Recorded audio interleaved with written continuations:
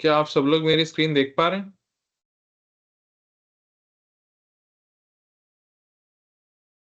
Yes sir. जी हाँ ठीक sir, है। विजिबल है। जी थैंक यू। ठीक है, तो कोई शेयर करेगी, यही रहेगी कि रिसर्च रिपोर्ट के ऊपर कि अगर एक अच्छी रिसर्च रिपोर्ट लिखनी है जिसमें इम्पैक्ट क्रिएट हो तो उसको हम कैसे लिख सकते हैं। तो सबसे पहले तो जान लेते हैं होता क्या है। देखिए, आप सबने मान लीजिए बहुत मेहनत करके रिसर्च डेटा कलेक्ट कर लिया, आप जगह जगह गए, गली गली गए, लोगों तक पहुंचे, वहां जाकर आपने लोगों से सवाल पूछे या सर्वे किया। चाहे वो सर्वे आपने इंटरव्यू करके लिया या फिर आपने लोगों को दिया भरने के लिए, कोई शीट दिया, जैसे भी क्या, मान लीजिए बहुत डेटा कलेक्ट हो गया। उससे पहले आपने ऑब्जेक्टिव्स बनाए थे, क्या डेटा कलेक्ट ये डिसाइड किया था और आपके पास सारा डेटा आ भी गया। पर अब उसको प्रस्तुत कैसे करना है, ये सवाल है। और रिसर्च रिपोर्ट एक माध्यम है उसका। ये वो वर्क और प्रिसाइज रिप्रेजेंटेशन, मतलब बिल्कुल सटीक प्रेजेंट करता है कि ये मैंने काम किया है और इस प्रॉब्लम को इस तरह से हमने डीपली समझा है। तो ये रिसर्च रिपोर्ट क्या होता है, एक precise representation of the work done, कि वो जो काम किया है उससे हमें क्या समझ में आया। अब क्योंकि रिसर्च डेटा तो कलेक्ट हो गया है, बट लोगों को तब समझ में आएगा जब अब उसको लोगों तक पहुंचाएंगे। अब रॉ डेटा तो नहीं दे सकते। मान लीजिए एक्सेल में आपने डेटा कलेक्ट कर लिया है, तो वो ऐसा तो नहीं है कि लोगों को बोले जाइए एक्सेल पढ़ लीजिए, हम आपको उससे जो समझ में आया समझ नहीं। आप एक रिपोर्ट बनाते हैं जिसमें रीडेबिलिटी होती है, जो जिसको पढ़ के लोगों को समझ में आता है कि हाँ, इस रिसर्च का आउटकम ये है। वो बहुत जरूरी है, और वो रिपोर्ट जितनी आप साधारण भाषा में बनाएंगे उतने ज्यादा लोगों से पढ़ पाएंगे। मान लीजिए आप बहुत बड़े बड़े शब्द यूज करते हैं और उस रिपोर्ट में बहुत संगीन बातें करते हैं जो लोग जिनको लोगों को समझ में नहीं आ रही है, इस उससे फिर बहुत कम लोग ही उस रिपोर्ट को समझ पाएंगे। ये जरूरी है कि आप रिपोर्ट को उन शब्दों में लिखें जिससे ज्यादा से लोग उसे पढ़ें और उसे समझ सकें। सो अगर एक इम्पैक्टफुल रिपोर्ट क्रिएट करनी है तो वो बहुत जरूरी है कि आप उसको उस भाषा में लिखें, इस तरीके से लिखें कि ज्यादा से ज्यादा उस लोग उसे पढ़ें और उसे समझ पाए। क्यों लिखना चाहिए, जिस पे हमने थोड़ा डिस्कस किया। लोगों को पता चलता है कि आपने क्या स्टडी किया, जिस भी एरिया में आपने रिसर्च किया उस एरिया में जितने भी लोग काम कर रहे हैं उनकी नॉलेज बढ़ती है। रिसर्चर प्रैक्टिशनर जो उस एरिया में काम कर रहे हैं उसको अप्लाई कर सकते हैं, टेस्ट कर सकते हैं। आपने कुछ फाइंडिंग्स लिए, मान लीजिए कुछ और लोग भी उस पर रिसर्च कर रहे हैं, तो वो आपकी फाइंडिंग से मैच करके समझ सकते हैं, या तो उसके अंदर कॉन्फ्लिक्ट आएगा कि हाँ आपकी फाइंडिंग सही है, या फिर ये आएगा हाँ सही है या गलत है। कुछ भी आने से उस एरिया में डेप्थ बढ़ती है, लोगों को समझ में आता है, स्कॉलर्स को समझ में आता है कि हाँ, इस अगर इस प्रश्न पे रिसर्च करी जाए तो इस तरह की फाइंडिंग्स आ रही हैं, तो इस एरिया में अगर काम करना है। फॉर एग्जाम्पल, मान लीजिए कोविड 19 हुआ। कोविड 19 होने के बाद जब जब तक हम ये नहीं समझेंगे कि बच्चों को कितना ज्यादा उनकी शिक्षा में प्रभाव पड़ा, जब तक हमें समझ में नहीं आएगा तब तक हम उसका सोल्यूशन कैसे निकालेंगे। तो पहले रिसर्च करी गई, बहुत इलेबोरेट रिसर्च हुई, बच्चों तक जाके बातें हुई, बच्चों के टेस्ट हुए, ये जाना गया कि बच्चों का लर्निंग लेवल क्या है, आज वो बच्चे कितना समझ पा रहे हैं। तब समझ में आया कि अरे, बच्चे इस कोविड 19 में कुछ ज्यादा पढ़ाई कर ही नहीं पाए, उनका लर्निंग लेवल मूव ही नहीं हुआ है। उसके बाद फिर गवर्नमेंट ने पॉलिसी बनाई या फिर नए नए स्टेप्स लिए गए कि कैसे हम इस लर्निंग गैप को फिल कर सकते हैं। तो रिसर्च का एक बहुत इंपॉर्टेंट रोल होता है ये जानने के लिए कि कहाँ पर गैप्स हैं, कहाँ इस अगर इस प्रॉब्लम पे हमें काम करना है तो एग्जैक्टली किस चीज पे काम करें, उस प्रॉब्लम के अंदर क्या डेप्थ है, वो समझने के लिए रिसर्च होती है, और उस रिसर्च को लोगों तक पहुंचाने का काम रिपोर्ट करती है। बाकी सारे पॉइंट मैंने कवर कर लिए कि रिसर्चर्स, दूसरे रिसर्चर्स उसको यूज कर सकते हैं, पॉलिसी मेकर्स उसको यूज करते हैं, और उस एरिया में, उस नॉलेज डोमेन में आप कंट्रीब्यूट करते हो जब आप एक रिसर्च रिपोर्ट लिखते हो। ठीक है, सबसे पहले लिखने से पहले हम सब, जो आपने सवाल पूछा था ना कि इंट्रोडक्शन लिखा है, उसमें हिस्ट्री भी लिख दी, इकोनॉमी भी लिख दिया, या कुछ भी लिख सकते हैं ना, लिखने को तो आप कुछ पर। सबसे पहला सवाल ये पूछना है कि लिखी क्यों जा रही है। मान लीजिए मुझे रिपोर्ट लिखना है, तो वो क्यों लिखना है। जब आप क्यों का सवाल का आंसर समझेंगे तब आप ये जानेंगे कि यार मैं इसमें हिस्ट्री लेके क्या फायदा है, या फिर अगर हिस्ट्री लिखनी भी है तो इतनी लिख के फायदा है। इतना अगर मैं समझाऊं तो मैं इसको रिलेट कर पाऊंगा कि हिस्टोरिकली ये पैटर्न देखा गया है, और अब हम इधर, मान लीजिए आप ड्रॉप आउट्स पे काम कर रहे हैं कि कितने बच्चे ड्रॉप आउट्स हो रहे हैं, तो आप क्या करेंगे, पिछले कुछ 10 20 30 साल का ड्रॉप आउट का डेटा भी लेंगे और उसको बताएंगे देखिए इस सालों से इतना ड्रॉप आउट होता रहा है और आज ये स्थिति है। बट आप ये नहीं बोलेंगे कि भाई मान लीजिए एंशिएंट इंडिया में ड्रॉप आउट क्या हो रहा था, या ब्रिटिश टाइम्स में क्या हो रहा था, या फिर ड्रॉप आउट का हिस्ट्री क्या है। वो शायद उतना पीछे आप नहीं जाएंगे, आप उतना ही बताएंगे जो आपके रिपोर्ट के लिए जरूरी है। क्यों? क्योंकि ड्रॉप आउट की रिपोर्ट का पर्पज ये है कि जब आप ये रिपोर्ट प्रेजेंट करें तो सरकार या जो भी लोग इसे पढ़ रहे हैं समझे कि अरे ड्रॉप आउट हो रहे हैं और इसके हमें कुछ एक्शन लेना चाहिए। तो उतना इसका पर्पस है। तो अगर इसका इतना पर्पस है तो ये चीज मेरे को इसके इंट्रोडक्शन में या लिटरेचर रिव्यू में या फिर एनालिसिस में लेके आना है। तो पर्पस से ये चीज पता चलती है कि कितना आप इंट्रोडक्शन में लिखेंगे, क्या जरूरी है। पर्पस समझना बहुत जरूरी है। वो रिपोर्ट को आप सबसे पहले जो भी रिपोर्ट आप लिख रहे हैं उसके 3 4 पॉइंट पर्पस के लिख लीजिए। ये रिपोर्ट इस पर्पस के लिए बनाई जा रही है। फिर जब भी आपको डाउट आएगा उस पर्पस को पढ़िए कि ये इसमें कंट्रीब्यूट करेगा या नहीं करेगा। करेगा तो ठीक है, नहीं तो नहीं। दूसरा सवाल, लिखी किसके लिए जा रही है? क्या यूएस में डोनाल्ड ट्रंप इसको पढ़ेगा, या फिर इंडिया में पॉलिसी मेकर इसको पढ़ेंगे, या आम जनता पढ़ेगी? कौन पढ़ेगा? प्रैक्टिशनर्स पढ़ेंगे, रिसर्चर्स पढ़ेंगे, एकेडमिक के लोग पढ़ेंगे? कौन एग्जैक्टली इसको पढ़ने वाला है? क्योंकि जिस तरह की ऑडियंस है उस तरह का आप लिखेंगे। अगर हमें यही नहीं पता कि पढ़ने कौन वाला है तो लिख किसके लिए? इंटरनेशनल यूएन के एजेंसी की अगर रिपोर्ट बन रही है, जो मोस्टली इंटरनेशनल एजेंसीज के लिए बनती है, उसका लिखने का तरीका अलग होगा जो यहां पर पॉलिसी मेकर्स इंडिया में अगर कोई रिपोर्ट बना रहे हैं उसके लिए। अगर नेशनल एजुकेशन पॉलिसी 2020 बनी थी, भारत की जो शिक्षा नीति 2020 में जो आई थी, वो उसको अगर आप यूएन का कोई इंटरनेशनल रिपोर्ट से कंपेयर करें तो आप देखेंगे कि तरीका अलग है, क्योंकि यहाँ इसका पर्पस, इसकी ऑडियंस अलग है, उसकी ऑडियंस अलग है। तो ऑडियंस का समझना बहुत जरूरी है। तीसरा, अगर वर्ड लिमिट है, कई बार वर्ड लिमिट नहीं होती, बट अगर कुछ लिमिट है कि भाई इतने शब्दों में इतनी रिपोर्ट कवर करनी है तो उसको जानना भी जरूरी है। एंड चौथा, क्या फॉर्मेट है? कभी कभी क्या है, रिपोर्ट का फॉर्मेट पहले से दिया होता है कि ये चीजें आपको इंक्लूड करनी है, इस इस फॉर्मेट में इंक्लूड करनी है, ये सेक्शंस होंगे। तो वो अगर आप सेक्शंस पता हो तो आप उसी तरफ से अपनी रिपोर्ट को ऑर्गेनाइज कर लेंगे। ये बहुत जरूरी है। ठीक है, तो अगर आप में से किसी के पास इन चारों सवालों के जवाब नहीं है तो पहले आप आज के सेशन के बाद रिपोर्ट लिखने से पहले इन चारों सवाल के जवाब लिखिए अपने कागज में कि हाँ चलिए ये क्लैरिटी मेरे को आ जानी चाहिए कि ये सवाल के ये जवाब, फिर हम रिपोर्ट लिखेंगे। कंपोनेंट्स, अब चलिए हमें ये समझ में आ गया लिखना क्यों है, ये भी समझ में आ गया कि रिपोर्ट के क्या क्या पर्पस है, क्या लिमिट है, सारी चीजें हमें समझ में आ गई हैं। अब आता है लिखना किस तरह है। उसके अंदर कई तरीके हैं। देखिए, जो मैंने यहाँ पर आपको बेसिकली मैंने आपको फॉर्मेट दिया हुआ है जो बहुत कॉमनली यूज होता है, पर ऐसा कोई जरूरी नहीं है कि यही एक फॉर्मेट है। बहुत लोग, मान लीजिए कवर और टाइटल पेज मैंने यहाँ लिखा हुआ है, पहले पार्ट में मैंने एक पूरी रिपोर्ट राइटिंग को 3 भाग में डिवाइड कर दिया। पहला, तो जो फर्स्ट पार्ट, उसमें जो आपका over arching cover page, title page, जो कंटेंट बेसिकली इंडेक्स जो है, एक्नॉलेजमेंट जिसको देना है, टेबल और फिगर की लिस्ट, ग्लॉसरी मतलब जो भी आपने एब्रिविएशन यूज किए हैं। मान लिया आपने रिपोर्ट में आरटी यूज किया है तो आरटी का फुल फॉर्म ग्लॉसरी में आएगा। और एक एग्जीक्यूटिव समरी रिपोर्ट की हमेशा जाती है उसके साथ, जो बेसिकली सारे रिपोर्ट को समराइज करती है। ये हो गया फर्स्ट पार्ट। मेन रिपोर्ट शुरू होने से पहले ये सारी चीजें आती हैं। उसके बाद मेन रिपोर्ट के अंदर introduction, literature review, research methodology, results, discussion, ये आपका मेन बॉडी है। जो भी आपने रिसर्च की है उसके बारे में जो भी आप लिखेंगे वो यहां आएगा। मेजर सारे डिस्कशंस यहां आते हैं। लास्ट में रेफरेंस।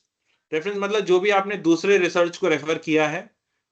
मान लीजिए आप लिख रहे हैं कि कोविड-19 पैंडेमिक से शिक्षा पे बहुत ज्यादा प्रभाव पड़ा है, और फिर ब्रैकेट में आपने ये किसी रिसर्च बोला है कि ऐसी रिसर्च हुई है, मैं उसको रेफर कर रहा हूं। मान लीजिए नितेश जी की रिसर्च है, तो नितेश कोमा 2021, उस तो उसका जो आपने उसे साइटेशन कहते हैं, उस साइटेशन का जो फुल रेफरेंस आएगा वो अंत में आता है। वो हो गया रेफरेंस। और अपेंडिक्स होता है जो भी आपने मान लीजिए फॉर्म्स बनाए थे, कोई भी ऐसी टेबल है जो बहुत बड़ी है, तो समझने, ऐसा कोई सेशन डिवाइड 3 में होता नहीं, मैंने समझने की आसानी के लिए किया है ये कि आप ये समझ ले कि 3 भाग हो सकते हैं। मेन रिपोर्ट है जो मेन कंटेंट आपका हो गया। फर्स्ट पार्ट में आपका जो जो रिपोर्ट से पहले, मेन रिपोर्ट से पहले जो जो पॉइंट्स आते हैं कि भाई इंडेक्स हो गया, ग्लॉसरी, समरी, वो सब, और लास्ट में रेफरेंस और अपेंडिक्स। अपेंडिक्स ये हर एक के बारे में मैं डिटेल में चर्चा करूंगा, पर मैं ये बताना चाहता हूं कि ऐसा कोई कोई स्ट्रिक्ट पैटर्न नहीं है। अगर आपको लग रहा है कि हाँ कवर पेज और टाइटल पेज, बहुत रिपोर्ट में आप देखेंगे कवर पेज टाइटल पेज एक ही कर देते हैं, जिसके अंदर सिंपली नाम, रिपोर्ट का नाम, जिन्होंने बनाई है उनका नाम, इंस्टीट्यूशन का नाम आ जाता है, बस। तो वो आपके ऊपर है कि आप कुछ क्या क्या चीजें इंक्लूड करना चाहते हैं। अगर आपको लगता है कोई कोई एजेंसी से अगर आपको मान लीजिए डाइट से या कहीं से ये आता है कि ये फॉर्मेट फॉलो करना, तो ठीक है, नहीं तो आप जो मैंने दिया वो भी फॉलो कर सकते हैं। बट ये अच्छा रहेगा अगर आप सब लोग एक ही फॉर्मेट फॉलो करें। अगर आप लोग सभी अलग अलग फॉर्मेट में जाएंगे तो फिर बाद में उसको कंसोलिडेट करने में प्रॉब्लम होगी, समझने में प्रॉब्लम होगी। एक फॉर्मेट ले लीजिए, जैसे बेसिक्स हो गया, इंट्रोडक्शन या रिजल्ट्स, मेथोडोलॉजी, आपका इंडेक्स, एक्नॉलेजमेंट, ग्लॉसरी, ये तो हर रिपोर्ट में जाएगा ही जाएगा। तो वो चीजें आइडेंटिफाई कर कर आप ये कर सकते हैं कि हाँ ये चीजें मेजर हमें लिखनी है, और अगर ये भी फॉलो करना चाहते हो तो सब यही फॉलो करें, वो मेरी आपसे रिक्वेस्ट है।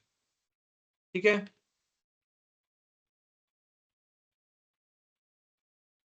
ठीक है। पहला कवर और टाइटल पेज, इसमें क्या आता है, तो उसके अंदर टाइटल ऑफ द टॉपिक, होता क्या है, कई बार कवर अलग लगाते हैं, कवर के अंदर जस्ट टाइटल होता है और वो सिर्फ कवर पेज हो जाता है, और उसके बाद एक टाइटल पेज अलग से होता है जिसमें फिर से टाइटल आता है और फिर ये सारी चीजें आती हैं।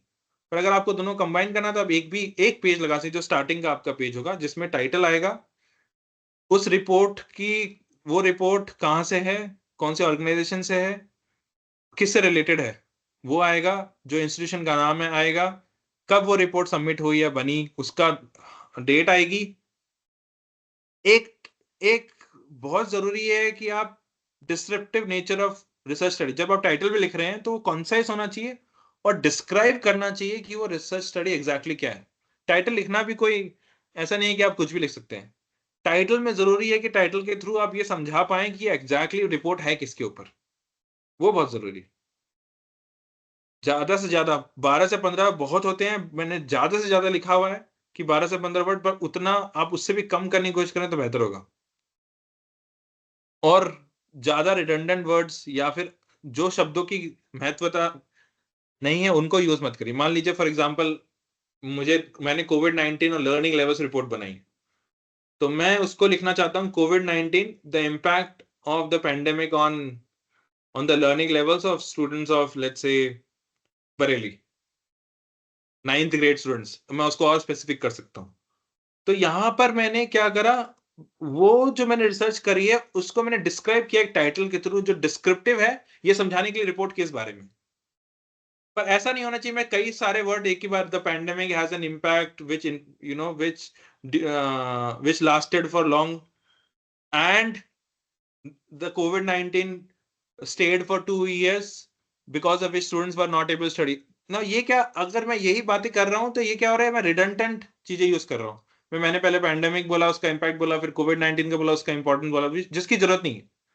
ब्रीफली एक्सप्लेन करना कि ये मेरा टाइटल है, इस टाइटल में मैं सिर्फ ये बताना है कि ये रिपोर्ट एक्चुअली में है किस चीज की, बस। एक एग्जांपल मैं दे रहा हूं, टेबल्स में क्या आता है, जिसे ये मैंने कहीं से लिया एग्जांपल। लिस्ट ऑफ टेबल्स में कुछ नहीं, जो भी आपके टाइटल्स, जो भी आपकी टेबल्स आपने यूज किए हैं, उसका नाम और पेज नंबर, दैट्स इट। मान लीजिए आपने आरटीई से कोई डेटा लिया है, उसको टेबल फॉर्मेट में डाला है, या आप ही के कुछ काम को कोई डेटा है उसको टेबल फॉर्मेट में डाला है, तो उस टेबल को नंबर किया जाता है, टेबल नंबर 1। तो वो 1 नंबर उस टेबल का नाम और जिस पेज पे वो टेबल है वो, ऐसे आप लिस्ट ऑफ टेबल्स बताते हैं। Glossary, same goes to list of figures also. अगर आप कोई फिगर यूज किया, आपने कोई डिस्क्रिप्टिव इलस्ट्रेशन यूज किया है, तो वो भी सेम तरीका है, उसको भी नंबर करेंगे, फिगर नंबर 1, उस नाम नंबर 1 डालेंगे, नाम लिखेंगे और पेज नंबर, जैसे यहां पर दिया हुआ है देखिएगा आप, तो नंबर 1 स्वॉट analysis of IPT in India, page number 5। ऐसे करके आपको टेबल बनानी है, या फिगर की टेबल अलग बनेगी और टेबल की टेबल अलग बनेगी। बेसिकली ये क्या है, ये जितनी भी सारी टेबल्स यूज हुई हैं उन सबके नाम है with their number and page number. ऐसी जितनी सारी फिगर्स होंगी, फिगर्स और टेबल्स में क्या अंतर है, टेबल बेसिकली एक मैट्रिक्स होता है जिसमें ऊपर कुछ रो मतलब कुछ कॉलम्स होते हैं, कुछ रोज होते हैं, वो हो गया आपके टेबल। फिगर्स होती है कोई इलस्ट्रेशन, मान लीजिए कोई ग्राफ है, कोई वेन डायग्राम है, वो फिगर्स होती हैं। तो फिगर्स की अलग टेबल बनती है और टेबल की अलग से।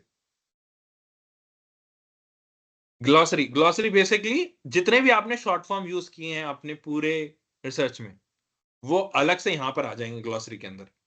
जो शॉर्ट एक्रोनिम यूज हुआ है, एक्रोनिम जैसे AIMA, एक्रोनिम आ गया और उसका फुल फॉर्म, ऐसे करके जितने भी सारे यूज हैं वो सबका एक अलग से लिस्ट बनती है, वो ग्लॉसरी में आता है।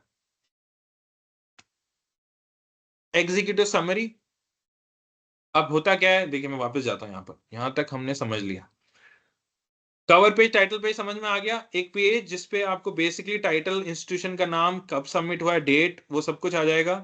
टेबल, कवर पेज टाइटल में सिर्फ इतना अंतर है कि अगर आप टाइटल पेज से अलग एक और पेज लगाते हैं कवर का, तो उस कवर पे सिर्फ और सिर्फ टाइटल होता है, उसे हम कवर पेज बोलते हैं। वो बेसिकली आप ऊपर का इस गत्ता जो होता है ना, आप ऐसे समझ सकते हैं उसको, जिसपे कोई ज्यादा इंफॉर्मेशन नहीं होती। और टाइटल पेज पे वो सारी बाकी इंफॉर्मेशन आती है कि टाइटल क्या है, उसके बाद उसके अंदर इंस्टीट्यूशन कौन था, किसने ये रिपोर्ट लिखी है, उनका अगर कोई ऑथर है तो ऑथर का नाम, डेट क्या है, वो सारी चीजें आती। फिर टेबल ऑफ कंटेंट्स मैंने बताया, जो इंडेक्स आप क्रिएट करेंगे उसमें सारा chapter wise. Table of contents का एक स्लाइड तो था, एनीवेज। टेबल ऑफ कंटेंट्स में जितना भी chapter wise, chapter 1, chapter 2, chapter 3, उसके जो भी पेज नंबर है वो सारे आएंगे। बेसिकली जो आप इंडेक्स बनाते हैं वो इंडेक्स यहाँ पर आ जाएगी, जिसमें आप सब कुछ बताएंगे कौन सी चीज कहां पर है। अक्नॉलेजमेंट का एक अलग सेक्शन होता है, जिसके अंदर आप ये लिखेंगे कि इस रिपोर्ट को बनने में किस किस का सहयोग रहा है। तो जितने लोगों का सहयोग रहा है वो सारा आप उस एक्नॉलेजिंग सेक्शन में लिखेंगे। फिर list of tables and figures हमने बता दिया है कि एक लिस्ट, टेबल्स की लिस्ट अलग से एक बॉक्स में आएगी और फिगर्स की लिस्ट अलग से एक बॉक्स आएंगे। उसमें लिस्ट, उस लिस्ट में क्या होगा, टेबल का नंबर, उसका नाम और page number. Same goes for figure. ऐसे ही ग्लॉसरी में एब्रिविएशन और फुल फॉर्म, जो भी एक्रोनिम यूज किया और उसका फुल फॉर्म। और फर्स्ट पार्ट में लास्ट चीज आती है एग्जीक्यूटिव समरी। अब एग्जीक्यूटिव समरी क्या होती है, जितना भी आपने जो रिसर्च किया है उसका एक समरी बना के आपको स्टार्टिंग में लिखना होता है, जिससे कि जो भी रिपोर्ट पढ़ने जाने वाला है या वाली है, वो एग्जीक्यूटिव समरी समझ के उसे समझ में आएगा, अच्छा इस रिपोर्ट में ये चीजें हुई हैं। एक संक्षिप्त, कोई सवाल है क्या, फिर से किसी का माइक ऑन हुआ है? अच्छा, एक संक्षिप्त तरीके से आपको सार चीजें बयान करने की, ये इस रिसर्च के अंदर ये प्रॉब्लम थी, ये इंफॉर्मेशन थी, ये डाटा निकला, ये फाइंडिंग्स आई, ये रिकमेंडेशन, ये कंक्लूजन, ये सारी चीजें आपको उस समरी के अंदर डिस्कस करना है। ये समझ लीजिए एक brief of the whole research, that is executive summary. वो ये बहुत जरूरी है कि एग्जीक्यूटिव समरी को आप क्लियर और कॉन्साइज मैनर में लिखें, क्योंकि जो भी वो रिपोर्ट पढ़ने वाले हैं वो उस एग्जीक्यूटिव समरी से समझ के डिसाइड करेंगे कि अच्छा हमें रिपोर्ट पूरी पढ़नी चाहिए कि नहीं। एग्जीक्यूटिव समरी की बहुत ज्यादा उस मायने में इंपॉर्टेंस है। तो आपको ये कम्युनिकेट करना है अपनी ऑडियंस से एक स्ट्रेट फॉरवर्ड वे में कि ये रिपोर्ट के अंदर ये चीजें आने वाली हैं और ये इंपॉर्टेंस रखती है ये रिपोर्ट। उसके बाद ही फिर ऑडियंस डिसाइड करेगी अच्छा ठीक है ये हमें रिपोर्ट पढ़नी चाहिए। क्या क्या की कंपोनेंट्स हैं, प्रॉब्लम क्या है, कहां से शुरू हुआ, उस डॉक्यूमेंट की, इस रिसर्च की नीड भी कहां से हुई, वो बताना है। जो भी बैकग्राउंड इंफॉर्मेशन है, जो भी लिटरेचर रिव्यू आपने, या फिर जो भी इंपॉर्टेंट एस्पेक्ट जो आपने टच करे हैं, उस पर डिस्कशन करना है। आपने क्या डेटा कलेक्ट करके एनालाइज किया, क्या रिजल्ट आया, उसके फाइंडिंग्स क्या निकली, उस पर डिस्कशन करना है।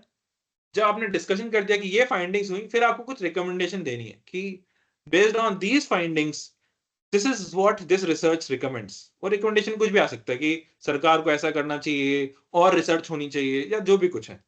और लास्ट में कंक्लूजन कि इस एग्जैक्टली इस रिसर्च की कितनी इंपॉर्टेंस है, ये आपकी एग्जीक्यूटिव समरी में आना चाहिए। ठीक है, इससे पहले कि हम आगे बढ़े। अ, हाँ जी, जी सर, मेरा एक क्वेश्चन था।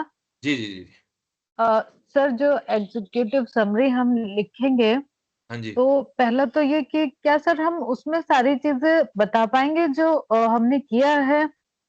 और अगर हम सारी चीजें उसमें उस तरह से एक्सप्लेन कर दे रहे हैं, तो फिर वो हमारी बाकी की रिपोर्ट कोई पढ़ेगा? मतलब जैसे क्यों वो उतना डिटेल में फिर जाएंगे जब उनको एक समरी के फॉर्म में ही सारी चीजें पता चल जाएंगी। उसी के बेस पे वो कह देंगे अरे इसमें तो कुछ है ही नहीं, या इसमें ये चीजें हैं बस।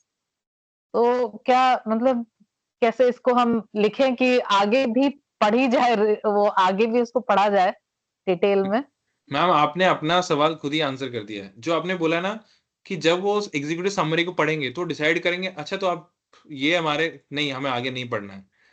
एक्चुअल में अगर वो डिसाइड करते हैं तो डिसीजन इसलिए हुआ है क्योंकि आपने एक अच्छी समरी लिखी है, या फिर ये डिसाइड करते हैं अगर कि हाँ ये बहुत इंटरेस्टिंग है, अच्छा ये खोज निकली है, ये इसमें समझ में आया तो मुझे और जानना है ये कैसे हुआ, क्या था उसके अंदर, तो ही वो उस रिपोर्ट को पढ़े। आपका ऑब्जेक्टिव ये नहीं है कि उन्हें पढ़ना ही पढ़ना है, आपको ऑब्जेक्टिव ये है कि उन्हें समझ में आना चाहिए कि इस रिपोर्ट के अंदर क्या है, एग्जैक्टली किस बारे में बात कर रहा है या कर रही है, तो उसके बाद फिर उनको डिसीजन लेना है कि हमें रिपोर्ट पढ़नी है। आप ये जानेंगे जैसे मैं, और एग्जीक्यूटिव समरी बहुत बड़ी नहीं होती है, वो सिर्फ एक पेज का होता है।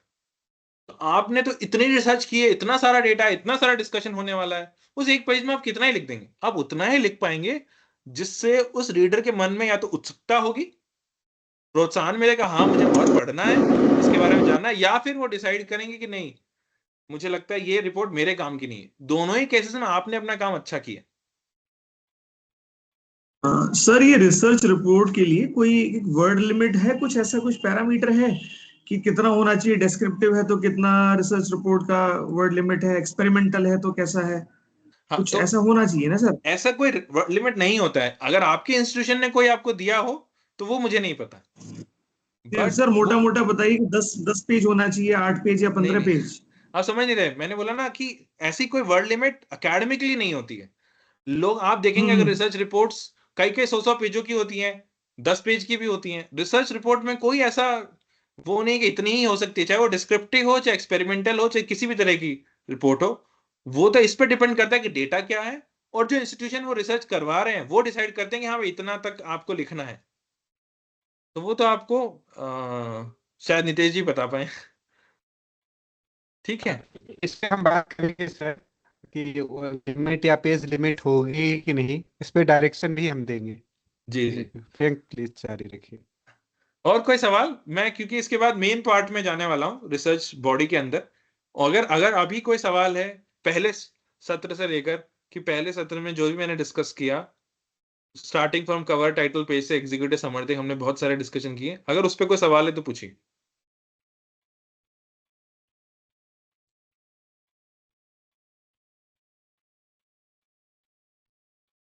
ठीक है।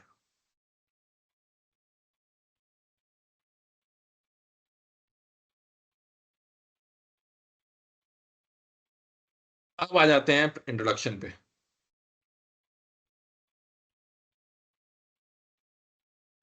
अब सबसे पहला सवाल कि भाई इंट्रोडक्शन में लिखना क्या है, क्या चीजें इसमें आनी चाहिए। तो बहुत मेरे ख्याल से जब भी आपको रिसर्च स्टडी लिखते हैं तो पहला सेक्शन और आखिरी सेक्शन सबसे ज्यादा इंपॉर्टेंस रखता है, क्योंकि वही स्टेज इंट्रोडक्शन जैसे वो स्टेज सेट करता है आपकी रिसर्च रिपोर्ट के लिए, और जो फाइनल सेक्शन है वो फिनिश करता है कि आप किस तरह से आपने उस फाइंडिंग को इंटरप्रेट किया। तो पहला और लास्ट सेक्शन की बहुत ज्यादा इंपॉर्टेंट, अगर आपने स्टेज ठीक से सेट नहीं किया पहला सेक्शन में, अगर आपने ठीक से स्टेज सेट नहीं किया, इंट्रोडक्शन ठीक से नहीं दिया, तो आपके रीडर गुमराह हो जाएंगे, उन्हें समझ नहीं आएगा कि अच्छा ये किधर जा रही है रिसर्च, किस बारे में बात है। तो बहुत जरूरी है कि आप पिन पॉइंट डिस्कशन करें जिस पे आपने रिसर्च की है। ठीक है, जैसे इंट्रोडक्शन में क्या आना चाहिए, जो भी आपका एरिया ऑफ इंस्ट्रक्शन, मान लिया ड्रॉप आउट, मैंने ड्रॉप आउट का एग्जांपल लिया था तो मैं ड्रॉप आउट पे ही आगे चर्चा करता रहूंगा। मान लिया ड्रॉप आउट पे बात हुई, तो बहुत जरूरी है कि आप ड्रॉप आउट के विषय पे संगीन चर्चा करें। पहले तो ऑडियंस को ये बताएं कि ये कितना इंपॉर्टेंट इशू है जिस पे रिसर्च होनी चाहिए। आप डायरेक्ट अगर ऑडियंस को बता देंगे देखिए ये रिसर्च हुई है, देखिए इस पे ये रिजल्ट आए हैं, ये डेटा निकला है, बट उसकी महत्वता कितनी है, इंपॉर्टेंस कितनी, वो तो आपने बताया नहीं। सबसे पहले आपको एक थ्योरेटिकल बैकग्राउंड देना पड़ेगा कि देखिए ड्रॉप आउट्स ऐसा इशू है, इससे ये होता है, पीछे अगर कुछ आपके पास डेटा है जो सेकेंडरी सोर्स क्या होते हैं, जो वो डेटा जो आपने कलेक्ट नहीं किया है, प्रॉब्ली और कोई रिसर्च पेपर्स में ड्रॉप आउट्स के बारे में बातें हुई हैं, वो कोई डिस्कशन की ड्रॉप आउट्स पे इतना आगे रिसर्च हो चुकी है, वो सारी चीजें जो ये स्टेज सेट करती हैं कि ये इंपॉर्टेंस इस रिसर्च की बहुत ज्यादा इंपॉर्टेंस है, इसलिए ये रिसर्च हुई है। वो इंट्रोडक्शन में वो बैकग्राउंड देना जरूरी है। और उस ड्रॉप आउट के इश्यू को फिर आपको ब्रॉडर एरिया ऑफ स्टडी, मतलब एजुकेशन, शिक्षा के अंदर सिचुएट करना है कि ड्रॉप आउट से शिक्षा पे क्या प्रभाव पड़ रहा है। तो आपका तो रिसर्च एरिया ड्रॉप आउट है, बट क्योंकि ब्रॉडर एरिया शिक्षा है तो इंट्रोडक्शन में ये आएगा कि आप ये समझाने की कोशिश करेंगे कि क्योंकि ड्रॉप आउट का पढ़ना इसलिए जरूरी है क्योंकि शिक्षा पे जो हमारा बेसिक कॉन्स्टिट्यूशनल राइट है, राइट टू एजुकेशन, उस पर ही कितना प्रभाव पड़ता है इसका, वो हम डिस्कस करेंगे। तो उसको सिचुएट करना बहुत जरूरी है कि ये मेरा एरिया है और इसका इंपैक्ट शिक्षा या एजुकेशन में कितना ज्यादा पड़ रहा है। उससे फिर पता चलेगा कि ये प्रॉब्लम जो आपने उठाई है, जिस पे आप रिसर्च कर रहे हैं, उसकी कितनी सिग्निफिकेंस, मतलब कितनी इंपॉर्टेंस है। नेक्स्ट है define important terms use in the investigation and it's reporting. मान लीजिए कुछ इंपॉर्टेंट टर्म्स जो यूज हुए हैं उस पूरे रिसर्च के अंदर, उनको जरूर लेके आइए। आपके मान लीजिए रेपिटेशन रेट, ड्रॉपआउट्स में बहुत कॉमन है रेपिटेशन रेट का टर्म यूज होना, बट आपके रीडर को शायद पता ही नहीं रेपिटेशन रेट क्या होता है। तो उस टर्म को लेके आइए, उसको डिस्कस करिए यहां पर। नेक्स्ट है objectives of the study. Clearly बताइए कि इस स्टडी में, एक बार आपने बैकग्राउंड सेट कर दिया, सारा डिस्कशन कर दिया कि ड्रॉप आउट कितना इंपॉर्टेंट एरिया है, कितने टाइम से ये हो रहा है, इसका प्रभाव शिक्षा पे कितना है, ये एक ऐसा एरिया है जिसको स्टडी करना बहुत इंपॉर्टेंट है। एक बार आपने वो सेट कर दिया, उसके बाद फिर आप बताएंगे इस स्टडी में हम ये चीजें स्टडी करने वाले हैं, इस स्टडी का ये ऑब्जेक्टिव है। इस स्टडी के, मान लीजिए इस स्टडी में हम ये जानने वाले हैं कि कोविड-19 का क्या इंपैक्ट हुआ शिक्षा के ऊपर या बच्चों की पढ़ाई के ऊपर। ये आप जो भी ऑब्जेक्टिव आपकी स्टडी का, वो क्लियरली वहां पर बताएंगे। अगर कोई मान लीजिए स्टैटिस्टिकल है तो उसमें हाइपोथेसिस एक टर्म होता है। अगर किसी ने आपका क्वांटिटेटिव पे अगर आपका सेशन हुआ है अभी तक, तो हाइपोथेसिस क्या होता है कि आप क्या मान के चल रहे हैं। हाइपोथेसिस मोस्टली जब बिग डेटा, ज्यादा बड़ा डेटा का एनालिसिस होता है, तब आप हाइपोथेसिस यूज करते हैं। हाइपोथेसिस का मतलब सिर्फ इतना है कि रिसर्चर पहले कुछ मान के चलता है। जैसे मैं मान लेता हूं कि ड्रॉप आउट का शिक्षा के ऊपर बहुत ज्यादा प्रभाव हुआ और शिक्षा बहुत प्रभावित हुई और बच्चों की शिक्षा पे हानि हुई, ये मैंने पहले मान लिया।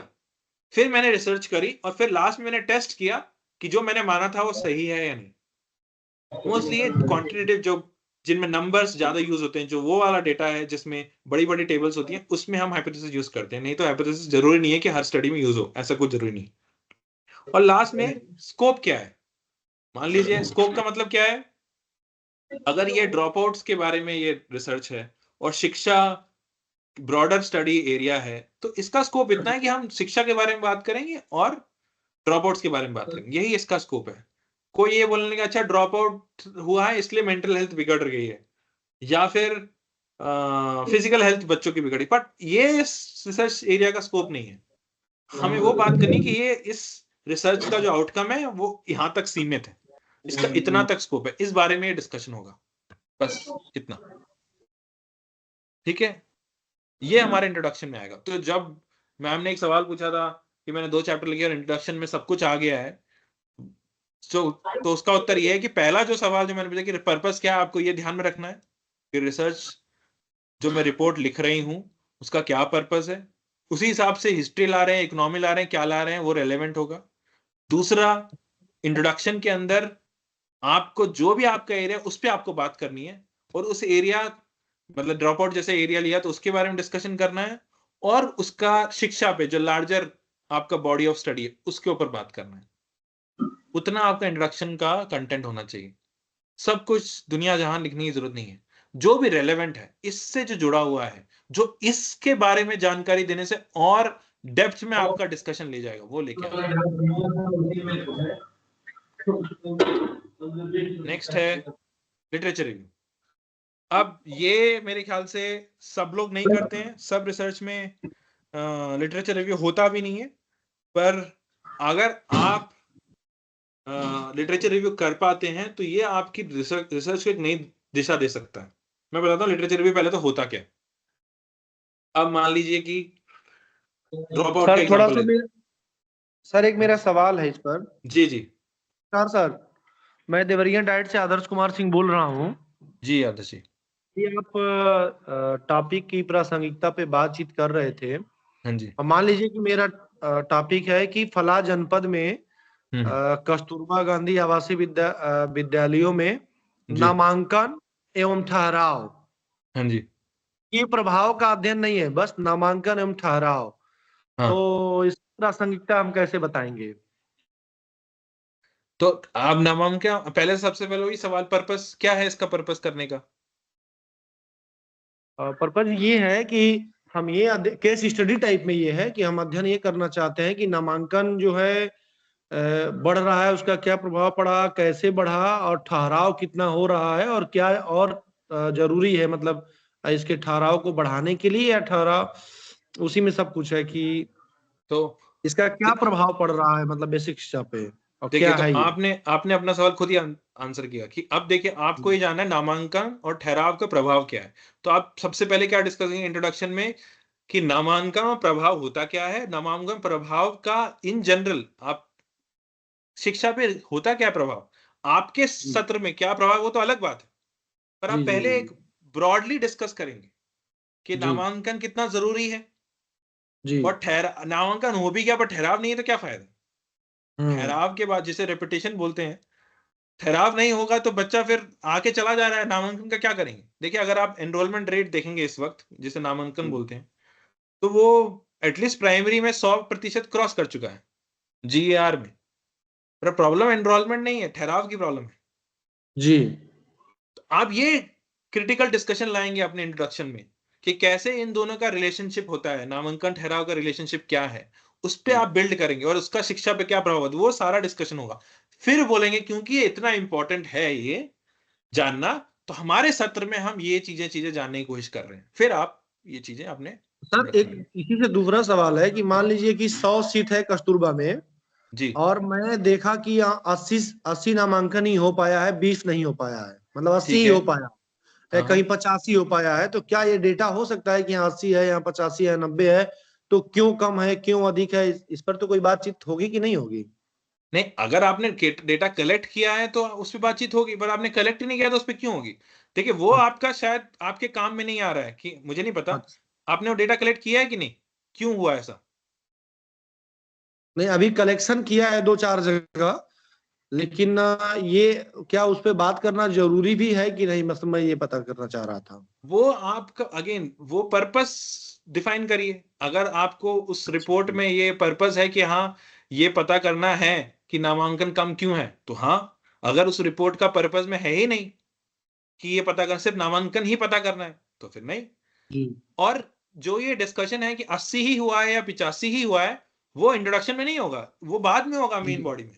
हाँ, बाद इंट्रोडक्शन में में होगा, ये तो पता। हाँ हाँ, हाँ, जी जी इंट्रोडक्शन में जी सिर्फ नामांकन और ठहराव के बारे में बातें होंगी, और उसका शिक्षा जी पे क्या जी प्रभाव है, उसको स्टडी करना कितना जरूरी है, सिर्फ उस जी पे जी इंट्रोडक्शन ठीक। पे लिखेंगे आप बस। Okay, thank you sir, thank you. ठीक है। हेलो सर, हाँ जी। सर मेरा एक एम आई क्वेश्चन है। Audible to you sir?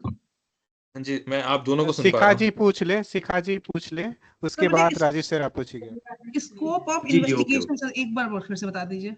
जी, क्या मैं बताता हूँ। मान लीजिए नामांकन ठहराव ही है, इन्होंने बताया, तो अब इन्होंने डेटा अगर अलग सिर्फ नामांकन और ठहराव का कलेक्ट किया है, पर ये नहीं जाना कि नामांकन कम क्यों है।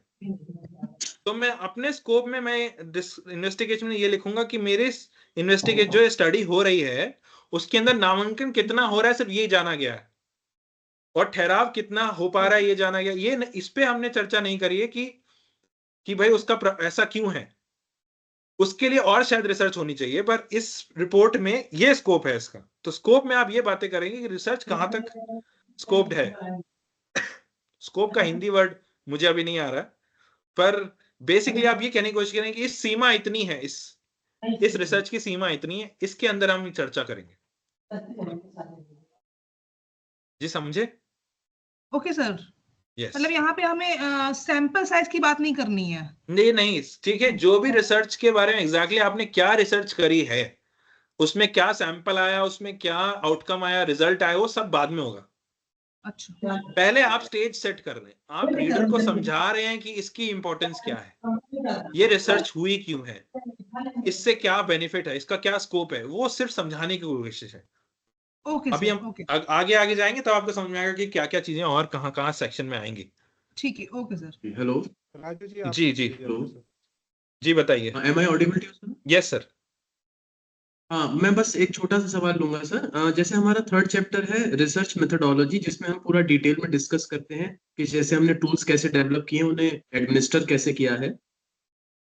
तो इसमें सर मेरा बस इतना सा सवाल है छोटा सा, कि हम इंट्रोडक्शन पार्ट में जब इस चैप्टर को इंट्रोड्यूस करते हैं, तो इसमें सर हम जैसे बेसिक स्टैटिस्टिकल टर्म्स होती हैं, for example reliability, validity, types of research, इनको ब्रीफ कर सकते हैं एज अ सब्जेक्ट मैटर? जी जरूरत नहीं है यहाँ पर। आप इंट्रोडक्शन में वो शब्द, आप इंट्रोडक्शन में सिर्फ स्टेज सेट करिए, उन शब्दों को यूज करें जिनका स्टेज सेट करने के लिए इंपॉर्टेंस है। इस सेक्शन में अगर आप रिलायबिलिटी, वैलिडिटी लाएंगे तो आप अपनी ऑडियंस को कहीं और लेके जा रहे हैं। आप अभी ये नहीं बताने चाहते कि मेरी स्टडी का आउटकम क्या है या मेरी स्टडी में क्या टूल ओके, डेवलप है, ये सब अभी नहीं लाना। सिर्फ और सिर्फ एक एक स्टडी तक आने से पहले उनको क्या क्या समझ में आना चाहिए, स्टडी की इंपॉर्टेंस समझ में आनी चाहिए, स्टडी क्यों हो रही है, स्टडी से क्या होगा, क्या जरूरत है उसकी, वो समझ, सिर्फ उतना ही समझाना है इंट्रोडक्शन तो के अंदर। सर मतलब मैं ये पूछना चाह रहा था, I am actually specifically talking about chapter 3, जिसमें आई हम एम पूरा कमिंग टू डिटेल चैप्टर। बताते हैं कि हमने ये। हाँ मैं आ रहा हाँ हूँ। हाँ मैं इसके बाद जी, इससे अगला चैप्टर लिटरेचर, अगला चैप्टर रिसर्च मेथोडोलॉजी ही है, उसमें हम ये सारी चर्चा हाँ करेंगे। हाँ जी, उसी से रिलेटेड मेरा सवाल था कि क्या उसमें हम नटशेल में दे सकते हैं कि for example types of validity बहुत ब्रीफ में? आपको अगेन आपको उस, जब थर्ड चैप्टर आपका रिसर्च मेथोडोलॉजी मान लीजिए आ गया है, उसके जी अंदर भी जी, आपको टाइप्स ऑफ वैलिडिटी बताने की जरूरत नहीं है। आपने क्या करा आप वो बताइए। अच्छा, okay, so it means that we have to be very specific, that things that we are actually dealing with, we are yes using आप एक्चुअली, उन्हीं यू को हमें एक्सप्लेन, करना है। You explain what is validity. Types well okay, जाने की जरूरत नहीं आप व्हाट, क्योंकि रिसर्चर जो ऑडियंस जो पढ़ रहे हैं उनको ये समझ में आना जी चाहिए वैलिडिटी होती क्या है, वो आप एक्सप्लेन कीजिए। फिर आपने क्या किया ओके, वो सो इट एक्सप्लेन मींस कीजिए। के, अच्छा, तो इसका मतलब सर इसमें हम ब्रीफ में ये भी बता सकते हैं कि there are 3 types of research, बहुत नटशेल में, फंडामेंटल, एक्शन, अप्लाइड, मतलब एक ब्रीफ कंसाइज जिसे नटशेल में कहते हैं। वो कर सकते हैं राजीव, पर वो उसकी आवश्यकता नहीं है। मैं वही बताने की कोशिश कर, आपकी रिसर्च अच्छा, क्या, आप उस पर फोकस अच्छा, कीजिए। मेरी ओके ये ओके, वैलिडिटी है, वैलिडिटी ये होती है और मैंने ये किया है, और ये रिसर्च अच्छा, मेरी इस तरह की है। अगर आप उनको एक्स्ट्रा इंफॉर्मेशन देंगे कि इतनी तरह की रिसर्च हुई है जो जी, आपने करी भी नहीं है, जो आपने नहीं किया वो क्यों अच्छा, बताना है? क्योंकि उससे क्या है, ओके, रीडर कंफ्यूज होगा, रीडर को वो नहीं जानना है आपने क्या हम्म, किया। आप वो बताइए, उस पर फोकस करिए। जैसे मैं वैलिडिटी बताने के क्यों बता रहा हूं आपको, वो बताइए, क्योंकि वैलिडिटी आपने अप्लाई करी है, जो आपने जी, रिसर्च में किया है वो ऑडियंस को बताइए। अच्छा अच्छा, जो इसका भी मतलब जो भी हम अगर डेस्क्रिप्टिव स्टैटिस्टिक्स जो भी यूज कर रहे हैं, बस उतने के बारे में ही हम अपने को रेस्ट्रिक्ट रखें, अदरवाइज बहुत ब्रॉड ना करें। फॉर थर्ड चैप्टर, जो आप सब सुन रहे हैं, ओके, मैं थर्ड आई एम चैप्टर की बात कर स्पेसिफिकली रहा हूँ। Talking about third chapter. I am specifically या talking third about third chapter की चैप्टर बात के, कर रहा था। जी मैं जी, और चैप्टर्स की बात नहीं कर रहा हूँ। हर चैप्टर का एक पर्पस है, वही मैं समझाने। जैसे ओके, इंट्रोडक्शन का क्या पर्पस है, कि आप वो सारी हम्म बातें करेंगे, आप अपनी रिसर्च के बारे में बात नहीं करेंगे, वो बातें करेंगे जिससे हम्म, आप ये बता पाए कि इस रिसर्च की क्या इंपॉर्टेंस है। जी जी ऐसे हर चैप्टर का क्या इंपॉर्टेंस है वो समझने की हम यहाँ कोशिश कर रहे जी जी, हैं। जी सभी साथियों से निवेदन है ओके कि सर, थैंक यू जब आप थैंक यू अपनी बात रख ले थैंक यू। तो जी जी अपना जी माइक ऑफ कर दे। माइक खुला रहता है तो आवाज आती रहती है तो डिस्टर्ब होता है, तो बात करने के बाद आप अपना माइक प्लीज ऑफ कर दे, कैमरा ऑन रखें। Okay, thank you Priyank, please thank you sir, continue. Thank you. जी धन्यवाद। और कोई? ठीक है, तो मैं अगले चैप्टर की तरफ से करता हूं। हर चैप्टर को आप अभी ये समझने की कोशिश करिए कि हर चैप्टर का अपना एक रीजन है, क्यों वो चैप्टर वहां एग्जिस्ट करते हैं। वो समझिए कि इस चैप्टर में, तभी आप समझेंगे इस चैप्टर में आएगा क्या। वो चैप्टर में क्या आएगा उससे पहले जानना है कि चैप्टर है क्यों। तो जैसे पहला चैप्टर इंट्रोडक्शन हो गया, वो हमने डिस्कस कर लिया, वो है कि ये समझाने के लिए कि वो रिसर्च हो क्यों रही है, इस रिसर्च की क्या इंपॉर्टेंस है, उस एरिया में क्या हो रहा है जो ये रिसर्च करने की जरूरत है, उसका क्या प्रभाव है। मान लो ड्रॉप आउट है तो ड्रॉप आउट्स क्या होते हैं, उसकी क्या इंपॉर्टेंस है, उसका शिक्षा पे क्या प्रभाव होता है, या ठहराव नामांकन पे है तो उसका क्या प्रभाव होता है शिक्षा पे, और इसलिए ये स्टडी हुई है। ये सिर्फ एस्टैब्लिश करना है इंट्रोडक्शन। अगला chapter literature review. Literature review क्या होता है, उस एरिया में, मान लीजिए फिर से मैं नामांकन ठहराव का ही एग्जांपल ले लेता हूं। मान लीजिए आप नामांकन ठहराव पे रिसर्च कर रहे हैं, तो इस ठहराव और नामांकन में पहले कौन सी रिसर्च स्टडीज हो चुकी हैं, क्या क्या लोग ऑलरेडी इसमें बात कर चुके हैं, क्या क्या रिजल्ट्स आ चुके हैं, वो यहां पर समझाया जाता है। अगर आप ये नहीं बताएंगे कि इस पे ऑलरेडी क्या रिसर्च हो चुकी है, तो ये समझाना मुश्किल होगा कि आपने कौन सा गैप आइडेंटिफाई किया। मान लीजिए आप ये कह रहे हैं कि ठहराव और नामुमकिन में रिसर्च तो बहुत हुई है, पर मेरे सेक्टर में नहीं हुई है, मेरे सत्र में नहीं हुई, बहुत जरूरी है, इतनी रिसर्च होने के बाद जहां मैं काम कर रहा हूं वहां नहीं हुई है, तो ये आपने गैप ढूंढा एक। तो इसलिए लिटरेचर रिव्यू का सेक्शन आता है जहां पर आप जो भी आपका टॉपिक है उससे रिलेटेड जो जो रिसर्च ऑलरेडी और लोगों ने करी हुई है उस पर डिस्कशन आप करते हैं। इससे क्या होता है, रीडर को ये समझ में आ जाता है कि अच्छा, इतना सारा काम इस सेक्शन में, इस सेक्टर में हुआ हुआ है, इस पे इतनी सारी बातें हो चुकी हैं, तो अब मैं ये जो इससे मेरे को इंसाइट मिली कि इस सेक्टर में ये जो इतना सारा काम हुआ है, इससे जो मुझे समझ में आया, और फिर आपकी रिसर्च भी वो समझेंगे, तो कंबाइन करके उनको एक इंसाइट आप भी डेवलप करेंगे, उन्हें भी डेवलप होगी। ये लिटरेचर रिव्यू बाद में भी काम आता है। जब आपके रिजल्ट्स आ गई, फाइंडिंग्स आ गई, तब भी आप ये बोल सकते हैं लास्ट में कि जब हमने पहले लिटरेचर रिव्यू करा था तो उसमें हमें ये चीजें दूसरे रिसर्चर्स ने की थी, और देखिए हमने जो किया, मान लीजिए आपके बरेली में आपने सेम रिसर्च करी, आपको पता चला अरे बरेली का तो अलग ही कॉन्टेक्स्ट है, बरेली की प्रॉब्लम्स ही अलग है, तो आप बोलेंगे कि लिटरेचर रिव्यू में हमें ये प्रॉब्लम समझ में आई थी, पर जो दूसरे रिसर्चर्स ने की थी उसमें ये प्रॉब्लम थी, पर हमारे सत्र में, मेरे बरेली जिले में जब हमने ये रिसर्च करी तो उसमें अलग तरह की प्रॉब्लम सामने आई है। तो आपने क्या करा, उस एरिया में आप डीप गए, लोगों को ये समझाया कि क्यों ये रिसर्च करके आपको क्या क्या इंसाइट आई और आपके एरिया के लिए कितना जरूरी है। तो ये होता है लिटरेचर रिव्यू। ये आ गया सबसे इंपॉर्टेंट चैप्टर मेथोडोलॉजी का। जब आप डीप जाते हैं किसी स्टडी में, इस इंपॉर्टेंट इसलिए नहीं कि इसकी मैथ ये बहुत महत्वपूर्ण है और इससे रिसर्च मेक ब्रेक होती, इसलिए क्योंकि इसमें सबसे ज्यादा गलतियां होती। इस चैप्टर के अंदर जितनी मोस्टली आप रिसर्च देखेंगे सबसे ज्यादा गलतियां यहां मिलेंगी, क्योंकि ये थोड़ा टेक्निकल चैप्टर है। आपको ऑडियंस को बताना है कि आपकी रिसर्च है किस तरह की, डिस्क्रिप्टिव है, एक्सपेरिमेंटल है, आपने क्या वेरिएबल्स लिए हैं, कोई सैंपल लिया है। मान लीजिए आपने बरेली जिले में ये पता करना है कि ड्रॉप आउट्स का रीजन क्या है,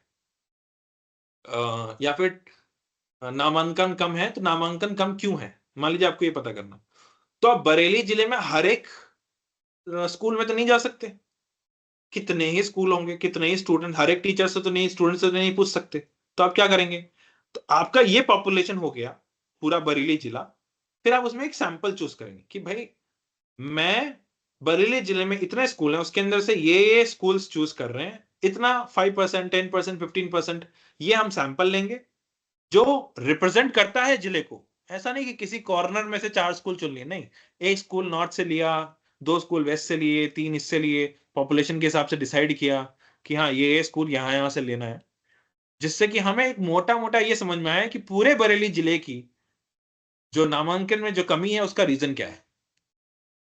तो ये समझाना इस चैप्टर में ये बताना पड़ता है कि क्या आपकी पॉपुलेशन और क्या आपने सैंपल चूज किया।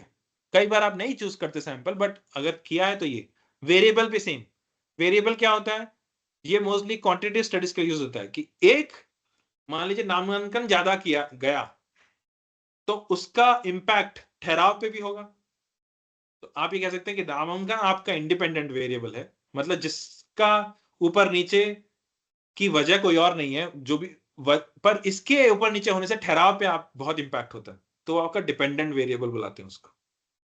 तो वो अगर आपकी स्टडी में है, वो स्टडी में वेरिएबल्स यूज नहीं होते, पर अगर आपकी स्टडी में तो आपको यहां पर डिफाइन करना है कि वेरिएबल क्या है। उसके बाद क्या टूल्स यूज किया, अगर आपने कोई क्वेश्चनर बनाया, कोई सर्वे किया, जो भी आपने टूल डेवलप किया उसकी क्या रिलायबिलिटी है, क्या वैलिडिटी है। आई थिंक इस पे आपका सेशन हो चुका है तो मैं इसमें डिटेल में नहीं जाऊंगा, बट वो सारा कुछ इस चैप्टर में आएगा। आपने कैसे टूल डेवलप किया वो सारी चीजें बतानी है यहाँ पर।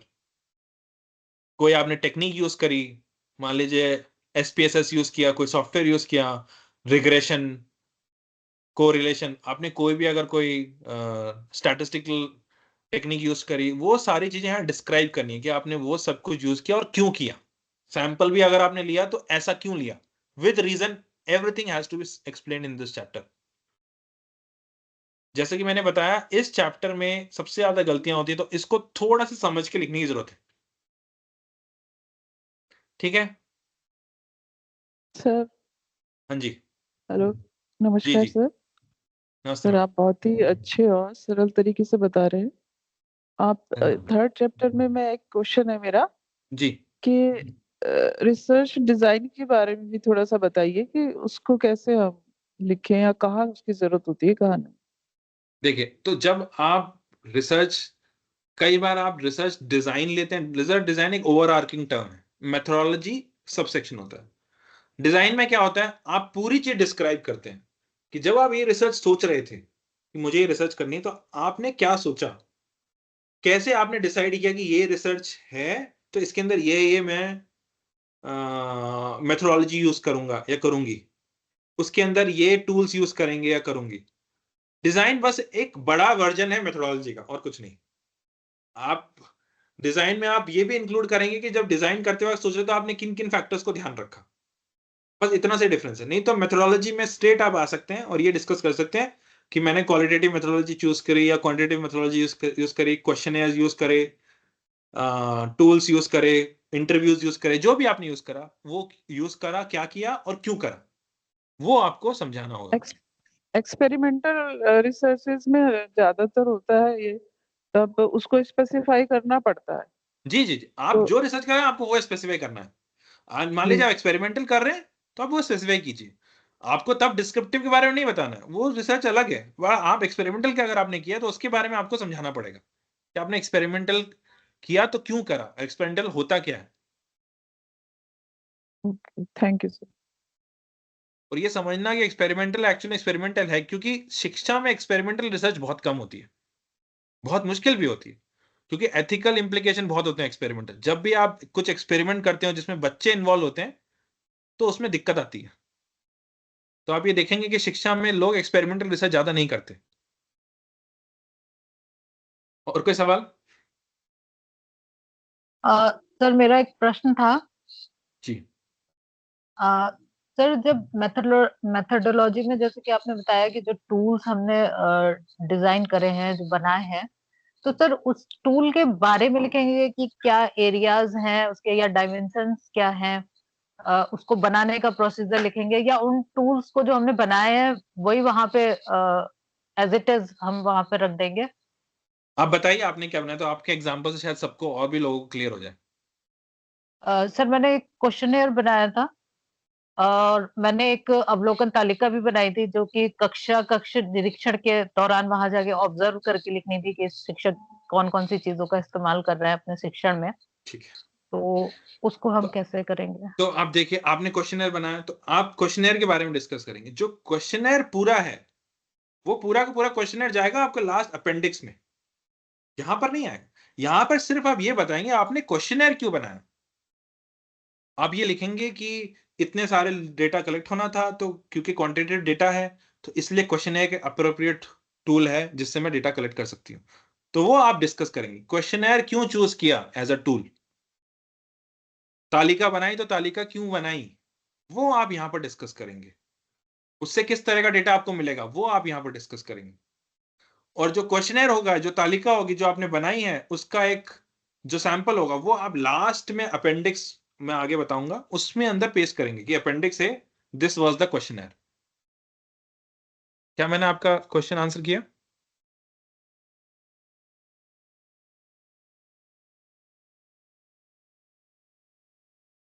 नेक्स्ट सवाल नमस्कार कोई सर। हो तो नहीं थे? हेलो। हाँ जी। नमस्कार सर, मैं हाँ अनिल हाँ जी परिहार डाइट से। जी बताइए। मैं सर ये जानना चाह रहा था, जैसे हमने जो अपना सेल्फ मेड टूल बनाया है क्वेश्चनियर, जी तो इसको एक्सपर्ट रिव्यू करा कर कैसे वैलिडेट किया जाता है? हम्म। कितने एक्सपर्ट से मैं रिव्यू कराऊं इसको? जी, तो ये निर्भर करता है कि आपने किस तरह का टूल बनाया है। देखिए, कोशिश ये करिए कि जब भी आप टूल बनाए, मान लीजिए आपने एजुकेशन का टूल बनाया, तो उसको वैलिडेट करने के लिए कई तरीके हैं। दो चीजें मैं आपको रिकमेंड करूंगा कि एटलीस्ट आप उस टूल को दो लोगों को दिखाइए, एक्सपर्ट्स को दिखाइए। दूसरा, आप एक पायलट स्टडी करिए। मैं सबको, अगर आपने डेटा कलेक्ट नहीं किया, कर लिया तो फिर तो बात ही खत्म हो गई है। बट अगर आपने डेटा कलेक्ट नहीं किया है तो होना क्या चाहिए, आप एक छोटी उस टूल को यूज करके कुछ डेटा कलेक्ट करके देखिए और फिर समझिए कि अच्छा मेरे को वो डेटा जो मैं कलेक्ट कर रहा हूं उससे मेरे को मेरे सवालों के जवाब मिल रहे हैं कि नहीं।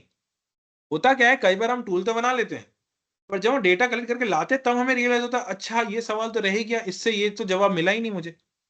तो एक छोटी स्टडी कर लेते, जिसे पायलट स्टडी बोलते हैं, कि कुछ लोगों के साथ एक स्टडी कर लिया जस्ट देखने के लिए कि मुझे जो डेटा मिल रहा है वो मेरे सारे सवाल आंसर कर रहा है कि नहीं। फिर उस तरह से आपका ये वैलिडिटी आपकी टूल की और रोबस्ट हो जाती है जी सर, और जैसे रिलायबिलिटी हमने बढ़ती डाटा अगर लिया है तो फिर इसे रिसर्च मेथोडोलॉजी वाले चैप्टर में लिखना भी पड़ेगा कि हमने पायलट प्रोजेक्ट किया है ऐसे करके। है। जी बिल्कुल लिखना होगा, बिल्कुल। बहुत जरूरी है आप ये थैंक यू समझाएं सर। कि आपने क्या किया है, कैसे कैसे आपने डेटा आपका टूल वैलिडेट किया, कैसे उसकी रिलायबिलिटी चेक करी, वो सारी चीजें आपको उसके लिखनी। वो मेथोडोलॉजी का चैप्टर ही इसलिए समझाने के लिए कि कैसे कैसे टूल डेवलप हुआ, कैसे डिप्लॉय हुआ, कैसे कैसे डेटा कलेक्ट हुआ, क्या किया आपने, आप घर घर गए या स्कूल स्कूल गए या आपने किसी को भेजा, या फिर जब डेटा कलेक्ट होकर आया तो उस डेटा को आपने कैसे साथ में लेके आए, वो सारी चीजें यहाँ डिस्कस होंगी। अगले ओके, चैप्टर थैंक यू में सर। अगर मैं आपको दिखाऊं, देखिए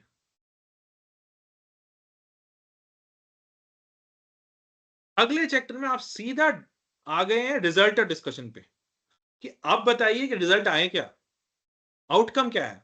इस चैप्टर में आपने सब समझा दिया, कैसे डेटा आपने कलेक्ट किया, क्या टूल यूज किए, क्यों करें, रिलायबिलिटी, वैलिडिटी, सारी चीजें एंड टू एंड डेटा को जो समझने आने के लिए कि डेटा आपकी टेबल तक आ जाए, जो भी ज्यादा प्रोसेस हुआ वो सारी चीजें आपको इस चैप्टर में समझानी है।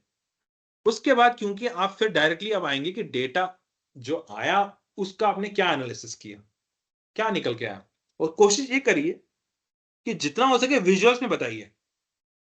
मान लीजिए फॉर एग्जांपल आपने डेटा कलेक्ट किया, उसमें 60% मेल्स स्टूडेंट्स थे और 40% फीमेल स्टूडेंट्स।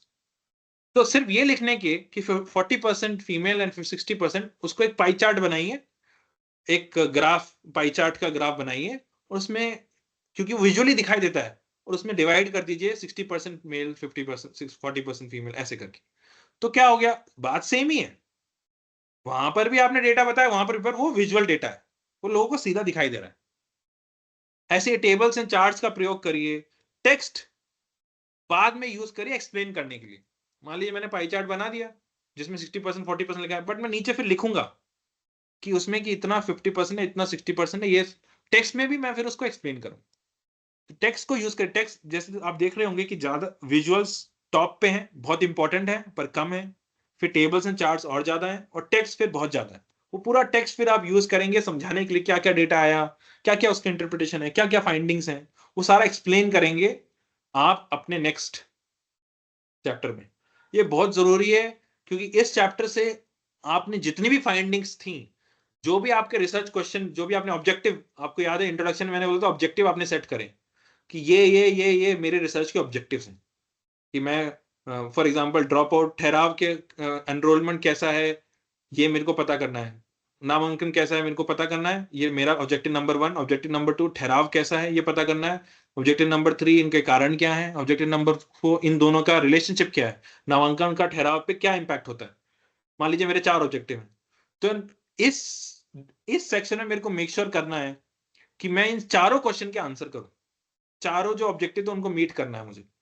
जब मैंने ये सेक्शन लिख दिया तो मैं वापस अपने ऑब्जेक्टिव पे जाऊंगा और देखूंगा कि मैंने हाँ सारे चारों ऑब्जेक्टिव के मेरे पास यहाँ पर आंसर्स हैं। मैंने विजुअल उनको रिप्रेजेंट किया, टेबल चार्ट जहां थी वो दिखाया, बनाया, और फिर टेक्स्ट में एक्सप्लेन किया पूरा लिखकर कि ये चीजें फाइंडिंग्स निकली हैं। इस पर कोई सवाल?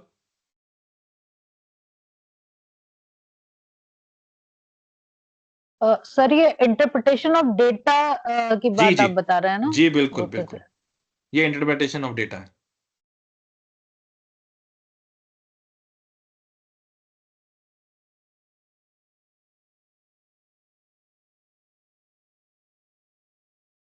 ठीक है, एक बार आपने बता दिया, सारी चीज समझा दी, डेटा इंटरप्रेट कर दिया, अब ये सेक्शन मुझे लगता है कि जहां भी आपकी रिसर्च में कोई कमी है ये सेक्शन है जिसमें आप सारी कमियां बताकर खुद से ये बोल सकते हैं कि मैंने तो ये समझा दिया कमी क्या है।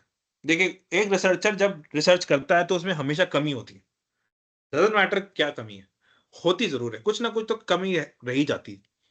तो लिमिटेशन का सेक्शन जहां पर है, जहां पर ऐसे समझ लीजिए आप ये कि अगर कोर्ट में अगर कुछ कोई कार्रवाई हुई तो ये आपका बेल ऑर्डर है कि अगर आपने लिमिटेशन मेंशन कर दिया है तो फिर आपकी कोई ऐसी अकाउंटेबिलिटी नहीं बनी, क्योंकि आपने बोला अरे मैंने लिमिटेशन लिखा तो है ये। फिर आप पे कोई उंगली नहीं उठा सकता, आप पे कोई ये नहीं कह सकता अरे आपने ये चीज ये इसमें तो ये है ही नहीं। आप ये कह सकते मैंने लिमिटेशन में मेंशन किया है कि ये चीज नहीं है। हर रिसर्च में कुछ लिमिटेशन होती है, तो लिमिटेशन सेक्शन को बहुत ध्यान से लिखना है, ये चीजें ध्यान रखनी, क्योंकि और कोई ये मत सोचिएगा कि अरे ये चीज नहीं है तो रिसर्च मेरी कैसी है, अच्छी है, नहीं। हर रिसर्च की अपनी एक मान्यता है और लिमिटेशन हर रिसर्च में होती है। ये आपके अंदर ये क्रिटिकल थिंकिंग ये होनी चाहिए कि मैं सारी लिमिटेशन इस सेक्शन में मेंशन कर दूं, जिससे कि कल को कोई मेरे पे सवाल उठाए तो मैं ये लिमिटेशन मुझे पता है और ये लिमिटेशन है मेरे रिसर्च की। तो वो बहुत जरूरी है आपको यहाँ मेंशन करना। और लिमिटेशन किसी भी तरह की हो सकती है।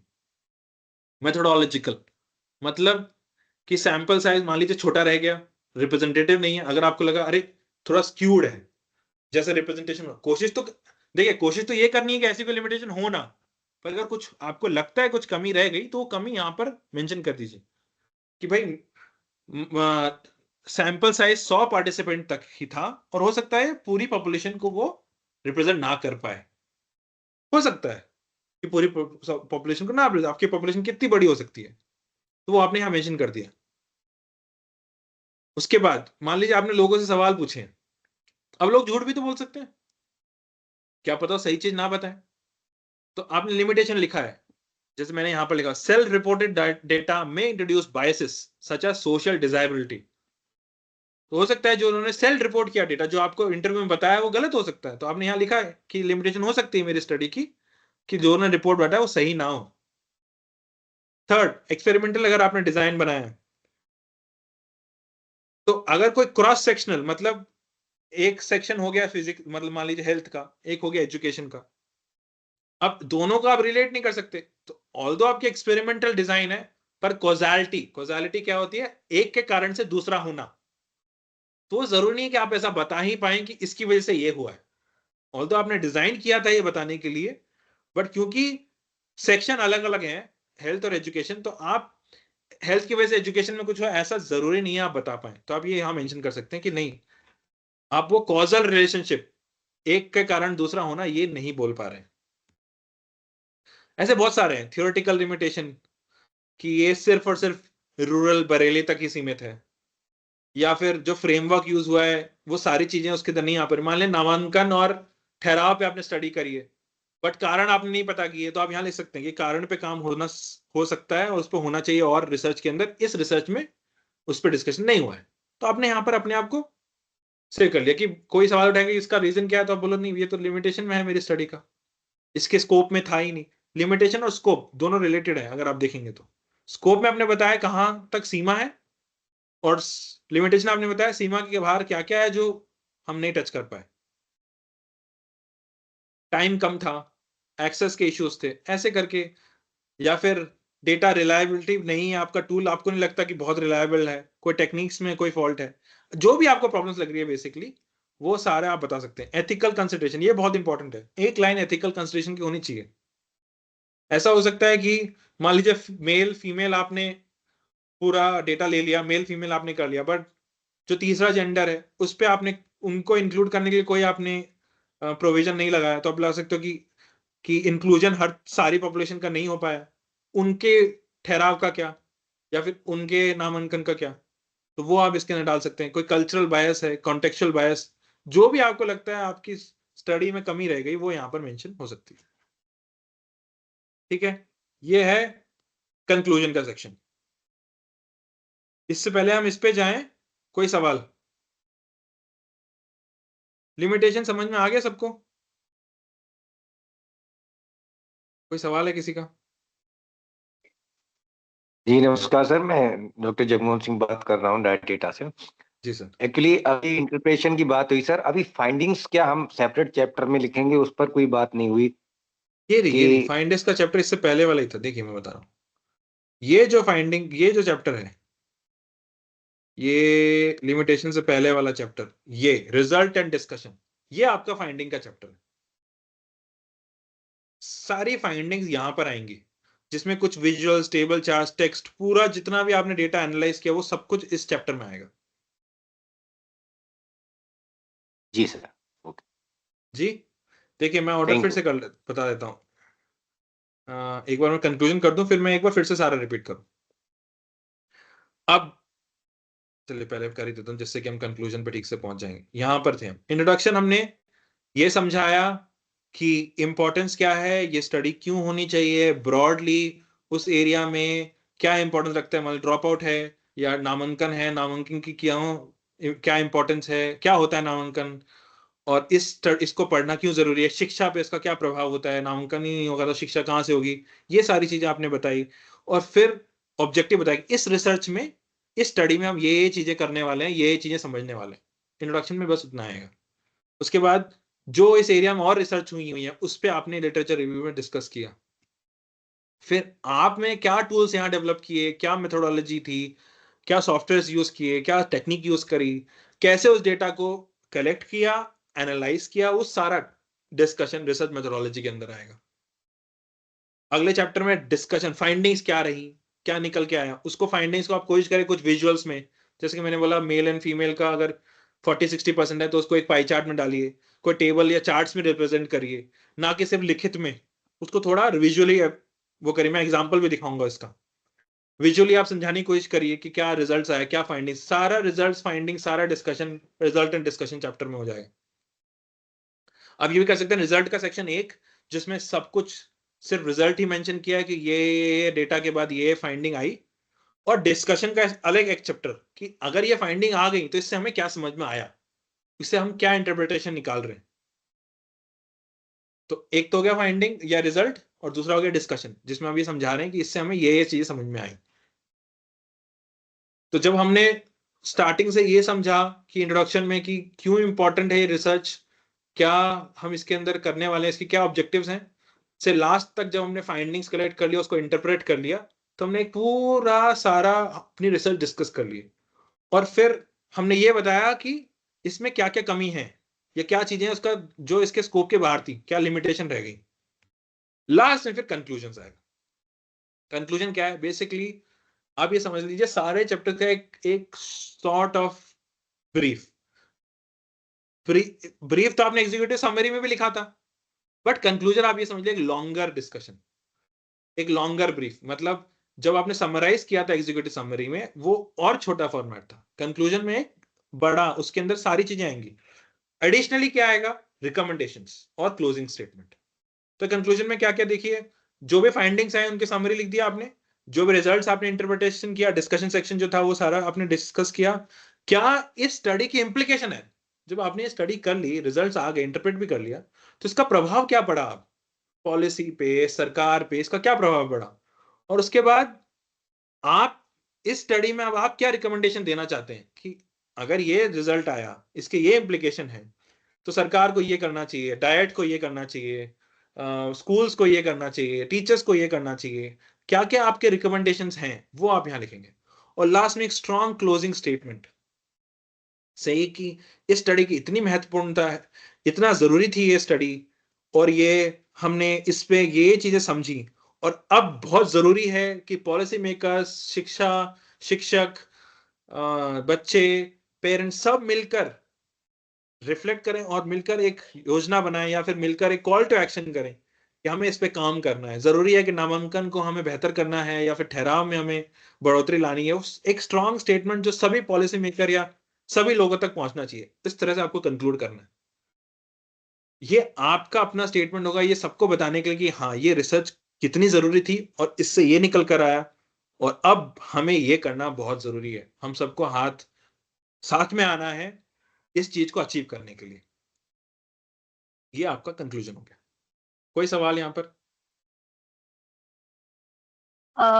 सर एक सवाल था जी। सर, कंक्लूजन से रिलेटेड तो नहीं है, लेकिन ये 2 टर्म्स सर यूज होते हैं, एक डिलिमिटेशन ऑफ स्टडी और दूसरा आपने बताया कि लिमिटेशन ऑफ स्टडी। जी।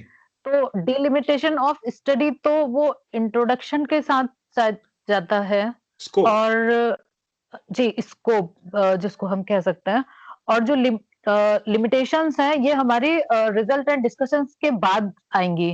जी, जैसे कि मैंने कहा, ऐसा कोई जरूरी नहीं है कि बाद आएंगी या पहले आएंगी, पहले भी लिख सकते हैं अगर आपको लगता है कि मेरे को स्कोप के साथ ही लिखना। बहुत लोग डिलिमिटेशन लिमिटेशन साथ में लिख देते हैं।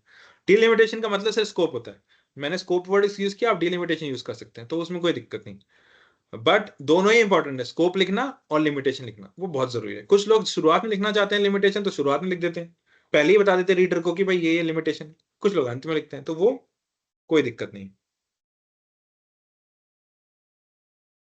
Okay, thank you sir. Thank you. और कोई सवाल? Thank you very much sir, बहुत ही इंफॉर्मेटिव था, एक बहुत अच्छा ओवरव्यू मिला आपसे। Thanks a lot. Thank you sir. अब हेलो। हाँ जी। हाँ नमस्कार सर, मैं पुष्पेंद्र बोल रहा हूँ डाइट आगरा से। जी सर। हाँ सर, मुझे सर ये जानना था कि फोकस्ड ग्रुप डिस्कशन का जो किस तरीके से किया जाता है, उनके डेटा कैसे रिकॉर्ड किया जाता है? सर देखिए, यूजुअली फोकस ग्रुप डिस्कशन 8 से 10 लोग एक साथ बैठते हैं, आइडल नंबर इतना ही होता है। उसमें क्या होता है कि आप कोई भी एक मॉडरेटर मान लीजिए आप करा रहे हैं, तो आप एक टॉपिक देंगे सबको और फिर उनको बोलेंगे उनका इस पे क्या मत है, और आप बीच में एक रिकॉर्डर रख देंगे, सबकी आवाजें रिकॉर्ड करेंगे कि ये चीजें, और साथ में आपका नोटपैड होगा। मान लीजिए कोई आवाज किसी की धीमी रह गई या किसी ने बोला और आप उस रिकॉर्डर में नहीं नोट हुआ, तो आप लिखते रहेंगे। आप सबको सर्कल में बिठाएंगे और एक सर्कल ही अपने पास बना लेंगे, और फिर किस किस ने क्या क्या बोला एक छोटे छोटे आप नोट्स बना लेंगे। फिर जब आप डेटा बाद में एनालाइज करेंगे तो ये नोट्स आपके और रिकॉर्डिंग आपके काम आएगी। तो सर जैसे मेरा साइंस, मान ली साइंस किट पर हम करते हैं काम, जी और मैं क्लास 8 के बच्चों से डिस्कशन करता हूँ जी कि आपके यहाँ किट यूज हो रही है या नहीं हो रही है, कैसे यूज हो रही है, जी। तो इस पर सर किस तरीके से किया जाएगा ये? तो बच्चे आप मान लीजिए। हाँ जी हम्म। पूछिए। तो सर वो कैसे रिकॉर्ड किया जाएगा? मान लीजिए बच्चों से मैंने क्वेश्चन पूछा कि आपके सर आपको प्रैक्टिकल कराते हैं तो कितनी बार कराते हैं वीक में, तो सर इसका रिकॉर्ड कैसे किया जाएगा? कुछ देखिए, बच्चों, मान लीजिए 4 बच्चे कह रहे हैं कुछ, मैं और समझ 6 गया। बच्चे कह रहे हैं कुछ और। देखिए होता क्या है कि फोकस डिस्कशन पहले ये जानना पड़ेगा क्यों यूज होता है। जो आपने सवाल पूछा ना, उसमें फोकस ग्रुप नहीं होता। जब सवाल का अच्छा। जवाब वन वर्ड होता है, हाँ ना, जी जी। होता है नहीं होता, उसके लिए फोकस ग्रुप यूज नहीं होते। फोकस ग्रुप यूज अच्छा। होते हैं जब आप कोई ऐसे टॉपिक यूज करते हैं जिनके सवाल जैसा वाई होता है। मान लीजिए ये मतलब आप ये जानना चाह रहे हैं जहां पर अगर आप बच्चों से इंडिविजुअली पूछेंगे, कोई संगीन टॉपिक है मान लीजिए, और इंडिविजुअली अगर वो पूछेंगे तो आपको लगता है कि नहीं वो आंसर करने में थोड़ा हिचकेंगे, और आप बोलेंगे चलिए अगर हम सबको बिठा के तो एक दूसरे से लोग आपस में बात करेंगे तो उन्हें थोड़ा और प्रोत्साहन मिलेगा कि आप तक ज्यादा इंफॉर्मेशन पहुंचेगी, तब फोकस ग्रुप यूज होता है। जो आप सवाल यूज बोल रहे हैं कि किट यूज होती है नहीं, उसका तो सिर्फ हाँ या ना, कितनी यूज होती है, कितने टाइम यूज होती है, इसका सिर्फ छोटे जवाब।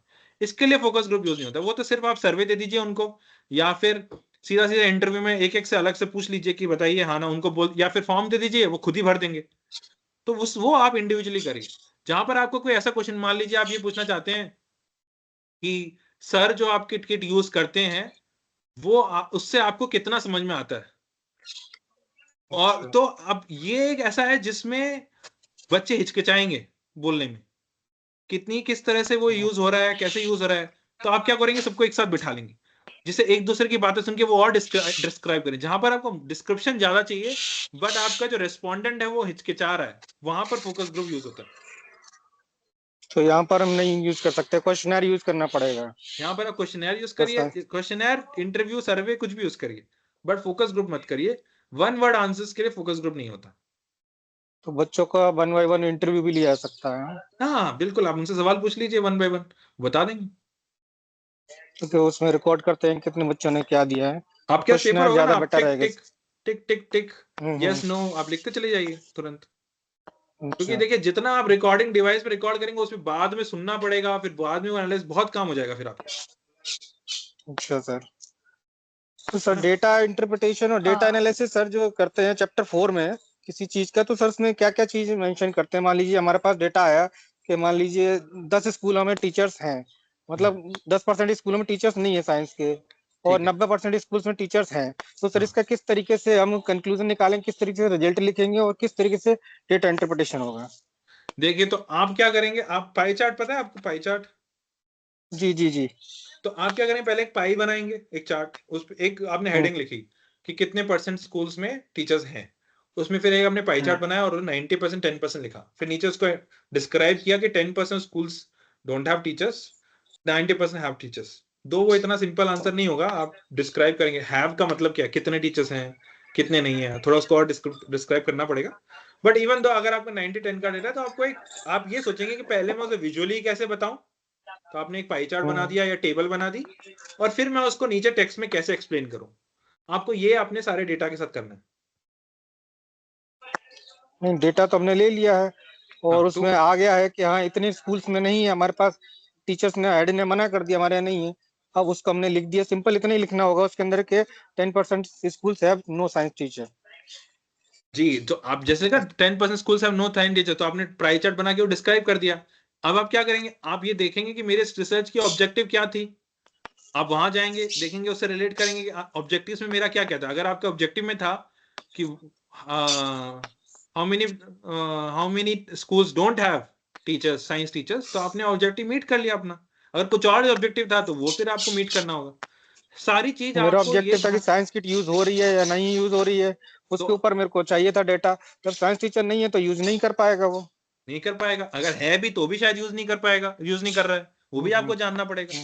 तो उससे ये तो नहीं पता मेरे चल एक रहा है कि तो साइंस किट टोटली कितनी यूज हो रही, आपको आधा आधी चीजें समझ में आ रही, तो आधा शायद आपको और डेटा समझ में आए। आपको, आप सभी को तो अपना चैप्टर ऑब्जेक्टिव्स हमेशा ध्यान में रखना है।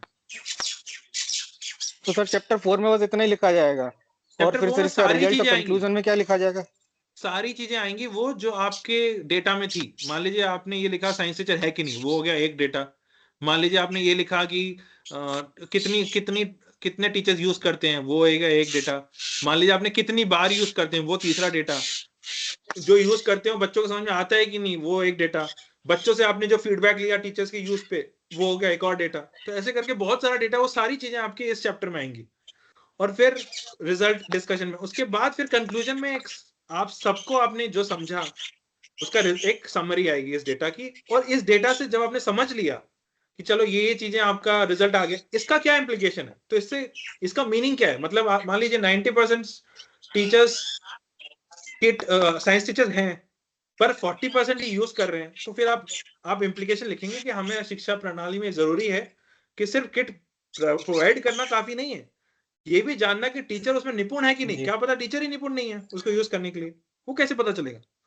तो वो सारे सवाल जो आप अपने डेटा के थ्रू आंसर करते हैं, उसका फिर एक डिस्कशन करेंगे आप, कंक्लूजन में फाइंडिंग लिखे, और फिर उसका शिक्षा अधिकारी या फिर डाइट को या एससीईआरटी को आप क्या बताना चाहते हैं कि ये चीजें का ध्यान रखिए, ये आप रिकमेंड करना चाहते हैं, वो आप कंक्लूजन में लिखेंगे। ठीक है सर। तो जैसे हमारे जो बच्चे थे, जो भी हमारा टारगेट थे जिनसे डाटा लेना था, तो उनके लिए हम क्वेश्चनर बना सकते हैं, लेकिन अगर वो नहीं कैपेबल नहीं है उस क्वेश्चनर को सॉल्व करने के लिए, तो हमें उनसे जो है इंटरव्यू ही लेना पूछना, पड़ेगा, फोकस ग्रुप नहीं कर सकते हैं। वन फोकस ग्रुप आप उन्हीं सवालों के लिए करिए जो क्वेश्चन इंटेंस है, जो डिस्कशन जानते हैं।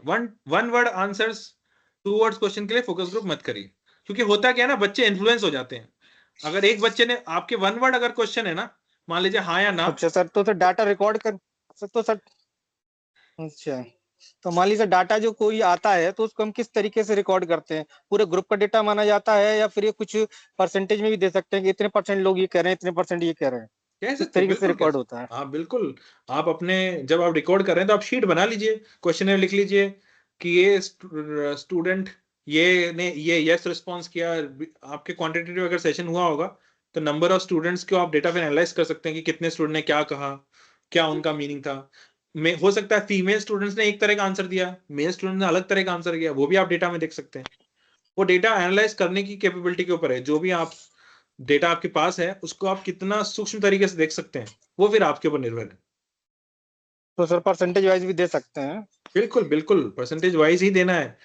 जितना कम हम अच्छा देखो, बड़ा जितना डेटा होता है उसमें परसेंटेज आती है। मान लीजिए आपने 10 लोग, 20 लोग, 25 लोग किए हैं, उसमें फिर आप परसेंटेज नहीं लाते। जहां आपने 50, 100, 200, 400 लोग करे हैं, वहां पर आप नंबर नहीं देंगे। ये नहीं बोलेंगे कि 438 स्कूल में ये निकला, उससे थोड़ी ना समझ में आएगा। 438 के बजाय ये बताइए 45% schools have this, तो उससे परसेंटेज यूज होता है। परसेंटेज हमेशा बड़े डेटा के लिए यूज होती है, छोटे डेटा के लिए नंबर यूज होते हैं। सर ये कह रहे हैं, हेलो सर, हाँ जी, हाँ जी। ये कितने वेरिएबल पर हम जो है वो डाटा कलेक्ट करते हैं, उसकी फिक्स होती है? ऐसा कुछ नहीं है, आपके ऊपर है, आपके ऑब्जेक्टिव्स के ऊपर है। आप अपने ऑब्जेक्टिव्स में ध्यान में रखिए कि मैंने रिसर्च में ये ऑब्जेक्टिव है मेरे। अगर ये ऑब्जेक्टिव, जैसे कि मैंने कहा, आपके ऑब्जेक्टिव ही आपकी पूरी रिसर्च का डिसाइड करते हैं। आपको हमेशा वो ध्यान में रखना है। आपके ऑब्जेक्टिव्स के लिए आपको क्या क्या वेरिएबल लेने पड़ेंगे, वो आप डिसाइड करेंगे कि मेरा ये ऑब्जेक्टिव है, अगर इसे मीट करना है तो ये 1, 2, 4 जितने भी वेरिएबल है वो मुझे लेने होंगे। अच्छा सर, ठीक है, thank you sir. Thank you. Hello sir sir, मेरा एक क्वेश्चन है। जी जी जी।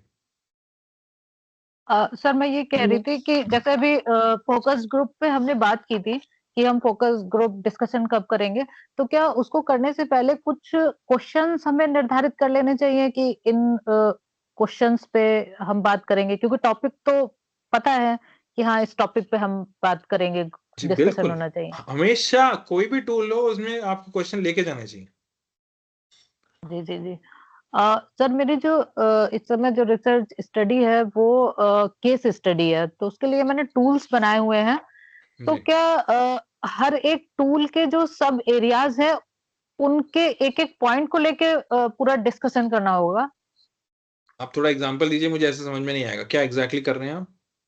जैसे सर मेरा जो मैंने एक अवलोकन तालिका बनाई हुई है जी जिसमें भौतिक वातावरण का हम अवलोकन कर रहे हैं। तो जी जैसे भौतिक वातावरण का अवलोकन कर रहे हैं तो उसमें बहुत सारे पॉइंट हैं कि कक्ष का वातावरण कैसा है, ये एक उसका सब सब टॉपिक कह तो सकते हैं या जितने, एरिया अगर कह ये सकते आपके हैं। ऑब्जेक्टिव्स में है क्या? ये ऑब्जेक्टिव में नहीं है सर मेरे। आप ऑब्जेक्टिव देखिए ना, देखिए आप जो भी कुछ कर रहे हैं आपको अपने ऑब्जेक्टिव से रिलेट करना पड़ेगा। आप अगर जो डेटा कलेक्ट कर रहे हैं आपके ऑब्जेक्टिव में है ही नहीं, आपके ऑब्जेक्टिव को अगर ये आंसर कर रहा है तो आपको लाना है। अगर ये आंसर नहीं कर रहा आप, तो आप क्यों उसे कलेक्ट कर रहे हैं? आप समझ रहे हैं? या तो आप तो ऑब्जेक्टिव चेंज करिए। नहीं, आपको तो अगर केस स्टडी में तो सर सारी चीजें आ जाएंगी ना, जैसे कि उसपे हम मैडम बिल्कुल आएंगी, पर आपका केस स्टडी मेथड डिसाइड कैसे हुआ, फिर तो आपके ऑब्जेक्टिव में होगा ही होगा ना। अगर आपका ऑब्जेक्टिव ऐसा है जो डिमांड करता है कि आप एक केस को डेप्थ में पढ़िए, तो फिर ये सारी चीजें आनी आनी है। तो या तो आपका ऑब्जेक्टिव ठीक नहीं है, या केस स्टडी मेथड ठीक नहीं है, या कलेक्शन, तीनों में से एक चीज गड़बड़ है। अगर आप तीनों चीज बताएंगी तो मैं बता दूंगा कहाँ गड़बड़ हो रही है। सर मेरे जो टॉपिक है वो है कि जो हमारे परिषदीय विद्यालय हैं उसमें जो निपुण विद्यालय हुए हैं उनका अध्ययन करना, 5 विद्यालयों का। क्या अध्ययन करना है आपको? सर कि वो क्यों निपुण बने हैं, उन्होंने क्या स्ट्रेटेजी अपनाई हुई है जिससे तो कि वो बिल्कुल केस निपुण स्टडी बने मेथड हैं। समझ में आ गया मेरे को, और भौतिक और सब कुछ है आपके। आप फिर तो जी आपको ये जो सब सेक्शन है वो लाने ही पड़ेंगे ना, उनको अध्ययन करेंगे तभी तो पता चलेगा कि ये क्यों निपुण है। सही तो है हाँ फिर? सर, तो वो मुझे डिस्कशन में वो सारी चीजें एक एक पॉइंट लाना पड़ेगा पूरे आपको मतलब डिटेल में। हाँ जी, आपको डिस्कशन, क्योंकि ये सारी चीजें तो बताएंगी ना वो निपुण क्यों है, वो तो आपके ऑब्जेक्टिव से डायरेक्टली रिलेटेड है। जी आप कह रहे थे कि नहीं है आपके ऑब्जेक्टिव पर हो, तो सीधा आपके ऑब्जेक्टिव में जब ये आप ये सारे सब्जेक्शन डिस्कस करेंगे तभी तो ये बता पाएंगे आप रीडर को कि वो निपुण है क्यों आखिर। जी जी तो आपको अपने थीम बनानी पड़ेगी। आपके रिजल्ट के सेक्शन में आप सभी थीम बनाएंगे कि ये आपका एक हेडिंग, सब हेडिंग हो जाएगी। मान लीजिए इतना नामांकन, इतना ठहराव का एक सब हेडिंग, नामांकन का सब हेडिंग, भौतिक एनवायरनमेंट का सब हेडिंग, उसमें क्लास का एक और हेडिंग, सबका ऐसे करके हेडिंग बनती चली जाएंगी। उसमें एक ग्राफ या फिर एक विजुअल हो जाएगा, और एक फिर डेटा आपका क्या निकला उस पर डिस्कशन हो जाएगा। जी जी। तो सर इसमें जैसे 5 में विद्यालय रह रही हूँ तो इसके कोई हमें कंपैरेटिव तो वो करनी नहीं है, तो जो डेटा आपके आएगा वो एक एक विद्यालय का लेके मुझे करना पड़ेगा ना, एक विद्यालय फिर एक विद्यालय फिर एक नहीं नहीं विद्यालय। नहीं नहीं नहीं नहीं, अच्छा बहुत अच्छा सवाल, क्योंकि आपके ऑब्जेक्टिव में नहीं है ये। आप क्या जी समझने की कोशिश करें, आपका ऑब्जेक्टिव क्या है कि इन टोटालिटी, मतलब संपूर्ण तरीके से जी ये जो निपुण है वो निपुण क्यों है। तो आपको एक ऊपर से देखना है सारे पांचों जी विद्यालयों को, आपको अलग अलग से नहीं देखना है।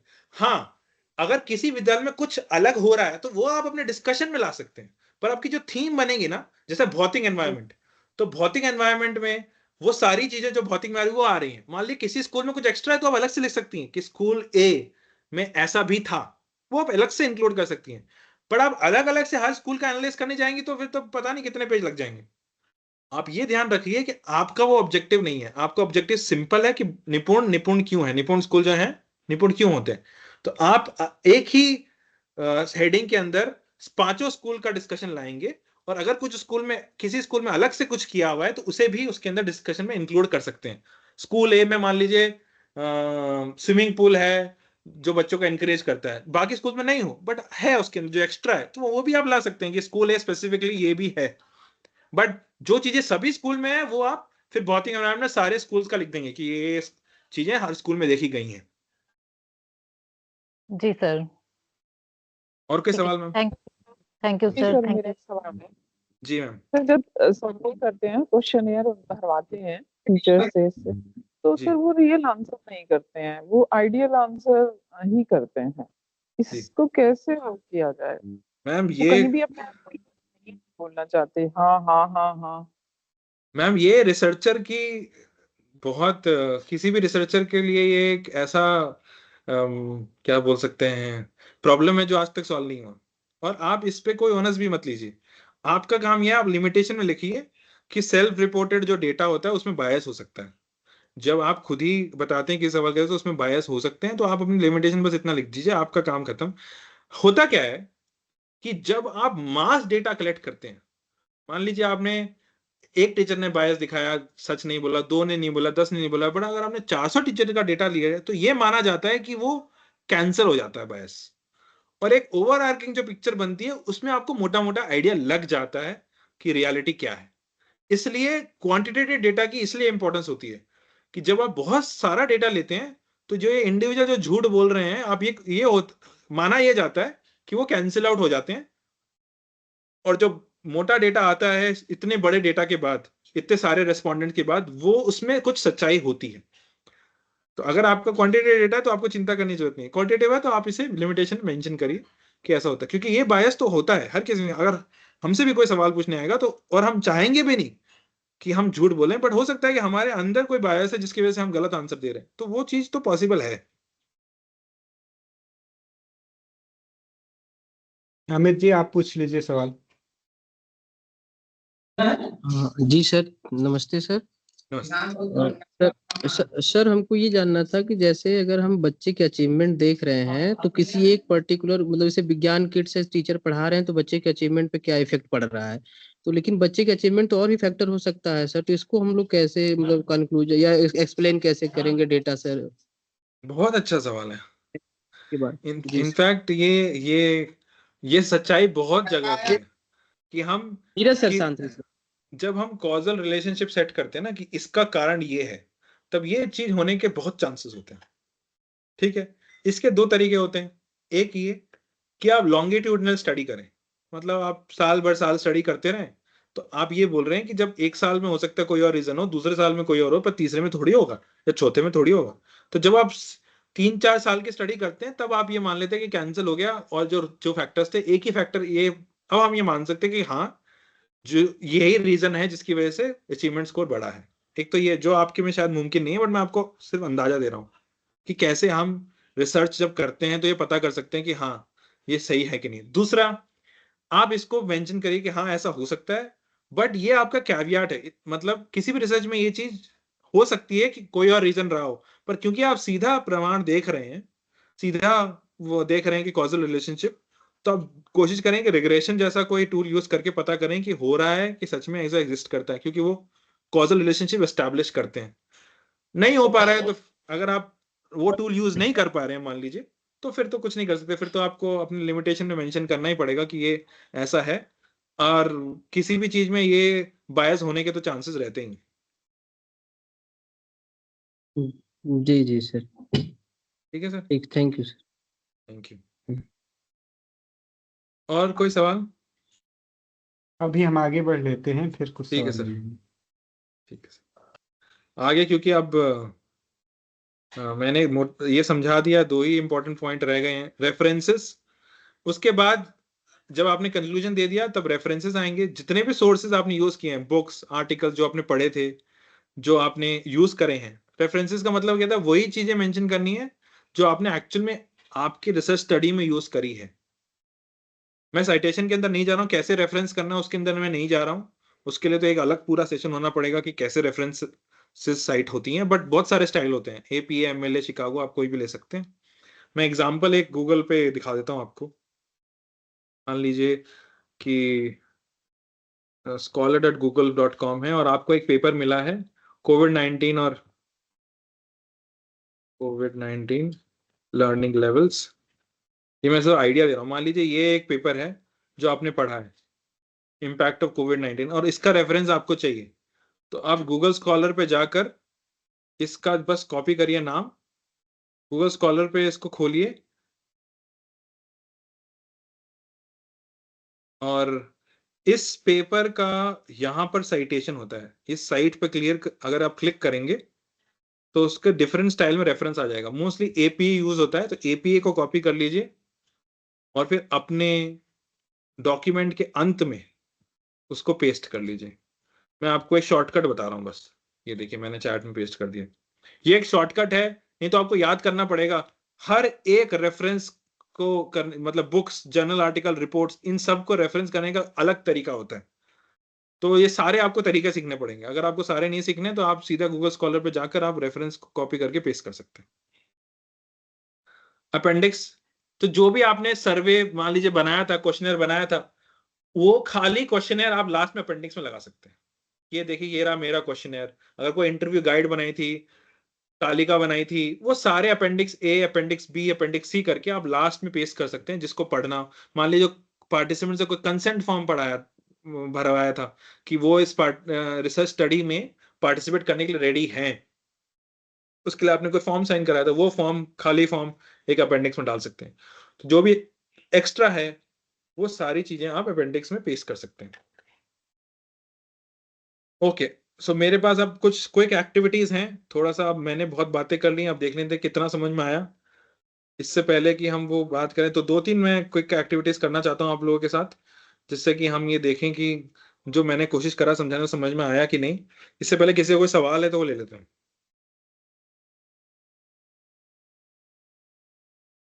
इस सेक्शन में एक्चुअल में हम लोग कुछ खुद से करके देखेंगे और सर उस पर कुछ फीडबैक देंगे।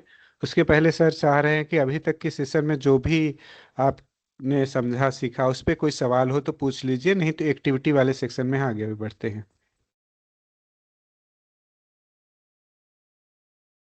चलिए, अब आप में से कौन मुझे जल्दी जल्दी, 2-3 ही है, हमारे पास ज्यादा समय नहीं, 10 ही मिनट रह गए। ज्यादा डिस्कशन तो शायद नहीं कर पाएंगे, पर आप बताइए, ये मैंने एक रिसर्च में से लिया है, टाइटल पे समरी रिजल्ट्स, वो रीऑर्डर करना है। पहला, सबसे पहले क्या आएगा, कोई बता सकता है मुझे? कोई भी आंसर कर दीजिए।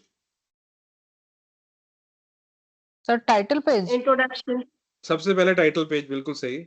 Second, introduction. Introduction. Third, research methodology sir. जी नहीं, जी नहीं, जी नहीं, जी नहीं, गलत हो गया ये तो। एग्जीक्यूटिव समरी आप लोग भूल गए, फर्स्ट पार्ट में आता है एग्जीक्यूटिव समरी। तो इनफैक्ट इंट्रोडक्शन से पहले आता है। तो यहाँ तो हमने सबसे पहले टाइटल पेज आया, फिर एग्जीक्यूटिव समरी आया, फिर इंट्रोडक्शन आया। इंट्रोडक्शन के बाद क्या है?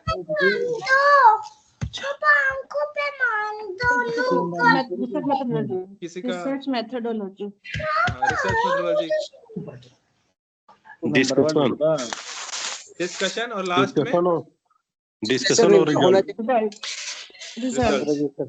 तो देखिए, जो आप में से किसी का माइक ऑन है, अगर आप ऑफ करेंगे तो बहुत आवाज आ रही है। कहाँ गए, कहाँ से रहे? यही registration security number. Sir introduction से पहले एग्जीक्यूटिव समरी देंगे, ये तो जब आप बता रहे थे इंट्रोडक्शन के बीच में ही आ रही थी ना? जी नहीं मैम, ये देखिए मैं दिखाता हूँ आपको। जब हमने डिस्कस किया था, ये देखिए फर्स्ट पार्ट में cover page, title, table, acknowledgement, list of tables, आपका ग्लॉसरी, एग्जीक्यूटिव समरी और फिर इंट्रोडक्शन, फिर आपका मेन पार्ट है और फिर एंड पार्ट। 3 में मैंने डिवाइड किया था। ठीक है सर। ठीक है, तो सबसे पहले हमारा आ गया, ये चीज ध्यान रखनी है सबको, सबसे पहले टाइटल पेज, फिर समरी, इसके अंदर बाकी पोर्शन मैंने लिखे नहीं है बट क्विकली मैंने जो डिस्कशन किया, समरी, उसके बाद इंट्रोडक्शन, फिर मेथोडोलॉजी, फिर रिजल्ट्स और लास्ट में डिस्कशन।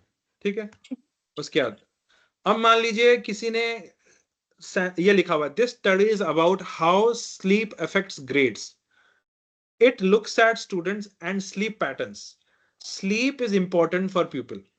किसी ने इंट्रोडक्शन में ये लिखा हुआ है। अब इसको मैं आप एग्जांपल की तरह समझा रहा हूं, ये ठीक लिखा है, इसमें कोई गलती नहीं है, बट अगर आपको इंट्रोडक्शन इंपैक्टफुल लिखना है तो आप इसको एग्जांपल की तरह मैं समझा रहा हूं कि कैसे आप इसको और बेहतर तरीके से लिख सकते हैं सामने वाले तक पहुंचाने के लिए कि ये स्टडी है किस चीज की। ये देखिए, ध्यान से देखिए, क्योंकि लास्ट एक्टिविटी में आप सबको लिखना है, मुझे नहीं दिखाना पड़ेगा आपको, बट आप सबको ये चीज लिखनी है, ट्राई करना है। क्योंकि देखो, जब हम सोचते हैं ना कि हाँ ये लिखना है, ये लिखना है, वो अलग चीज है, बट जब लिखने बैठते हैं तो समझ नहीं आता कहाँ से शुरू करें, कहाँ खत्म करें, क्या चीज पहले लाएं, क्या लिखें, ये हम सबको ये प्रॉब्लम आएगी। तो इसलिए ध्यान से देखिए। तो जैसे ये सेंटेंस है, अब अगर आपको इसे फिर से लिखना होता तो आप क्या करते, पहले ये सोचिए, ये स्टडी अगर स्लीप कैसे मार्क्स को इफेक्ट करती है उसके ऊपर स्टडी, स्टूडेंट्स के स्लीप पैटर्न्स को ये ऑब्जर्व करती है, स्टडी करती है और ये बताती है कि स्लीप इंपॉर्टेंट है लोगों के लिए। अब यही इंट्रोडक्शन अगर हमें बेहतर तरीके से लिखना हो, इसे कैसे लिखेंगे, तो इस तरह से लिखेंगे, this study investigate the relationship between sleep patterns and academic performance among students. देखो, बात एक ही है, इंस्टेड ऑफ सेइंग कि मार्क्स, हम कहने के बजाय हम एकेडमिक परफॉर्मेंस के बारे में बात करना चाहते हैं। By examining the impact of sleep duration and quality on educational outcomes, it aims to provide insights into how sleep habits influence learning and overall academic success. Understanding these correlation मतलब इन दोनों में जो संबंध है, is essential for developing strategies to enhance student well-being and performance. तो पहली line में वही चीज लिखी हुई थी जो नीचे लिखी हुई है, पर बोलने का तरीका, समझाने का तरीका, एक्सप्लेन करने का तरीका एलैबोरेट है और जो सामने वाले को समझ में आए वैसा है, लिमिटेड नहीं है। ठीक है, ऐसे ही methodology, we ask students about their sleep. अब मेथोडोलॉजी पे डिस्कशन चल रहा है, तो उसने जिसने रिसर्चर ने डेटा कलेक्ट किया तो उसने लिखा कि we ask students about their sleep and their grade. हमने स्टूडेंट से स्लीप और ग्रेड्स के बारे में पूछा, कुछ स्टूडेंट्स को सर्वे दिया गया था, आंसर जो भी सर्वे किया है वो लिख दिए गए। अब आप बताइए इसमें क्या कमी है? कमी इसमें क्या कहते हैं,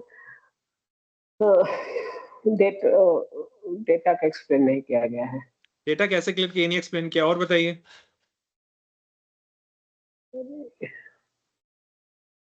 और बताइए।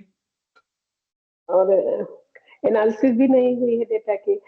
एनालिसिस कैसे दिए हैं, कौन सा टूल किया, यूज किया, ये नहीं बताया। और बताइए, और कौन बताएगा?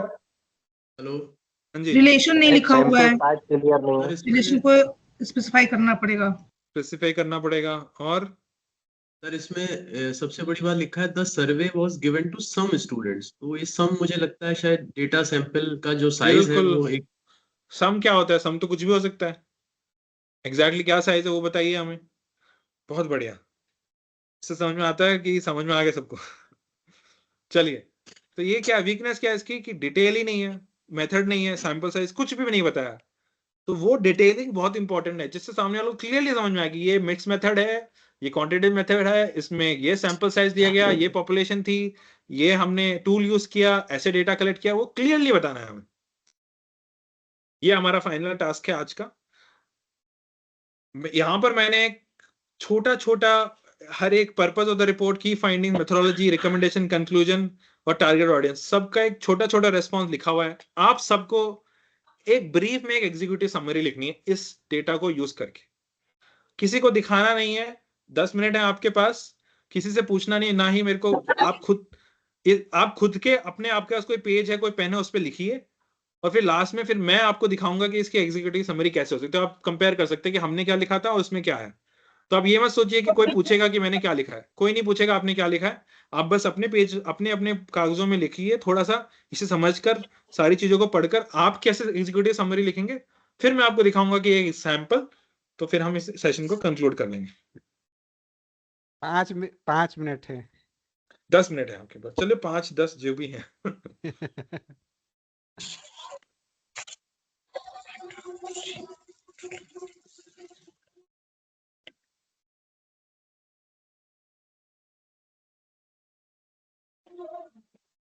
ये एक्टिविटी मैं इसलिए कर रहा हूँ क्योंकि मुझे पता है कि जब हम सोचते हैं हमें लिखना है और जब हम एक्चुअल में लिखने जाते हैं तो उसमें बहुत डिफरेंस आ जाता है। फिर ये सोचना कि अरे क्या चीज पहले लिखूं, क्या बाद में लिखूं, कैसे लिखूं, किस तरह से शुरू करूं, वो समझ में नहीं आता है। इसलिए मैं बोल रहा हूँ कि आप अगर खुद से लिखने का ट्राई करेंगे तो आपको फिर आइडिया लगेगा कि क्या चीज पहले आनी चाहिए, क्यों आनी चाहिए, कैसे लिखें, वो आपको आइडिया लगेगा। हाँ, हम शेयर कर देंगे। इसी दौरान हमारे बीच में SCRT deputy director Deepa Tiwari ma'am जुड़ चुकी हैं। मैम का बहुत स्वागत है। मैम अभी हम लोगों ने एक एक्सरसाइज दे रखी है सभी पार्टिसिपेंट्स को कि वो लोग एग्जीक्यूटिव समरी लिख रहे हैं एक दी गई रिपोर्ट की सैंपल का। तो ये लोग 2 मिनट और समय बाकी रह गया है, 2 मिनट बाद दे देंगे मैम, तो फिर सेशन को हम आगे ले जाएंगे। Good afternoon ma'am. अभी मैं ये शेयर कर रहा हूँ स्क्रीन, इसलिए बात नहीं हो पा रही।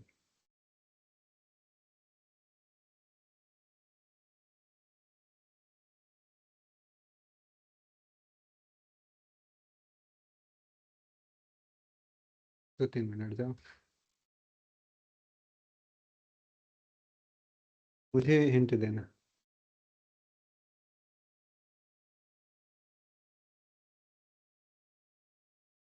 हेलो।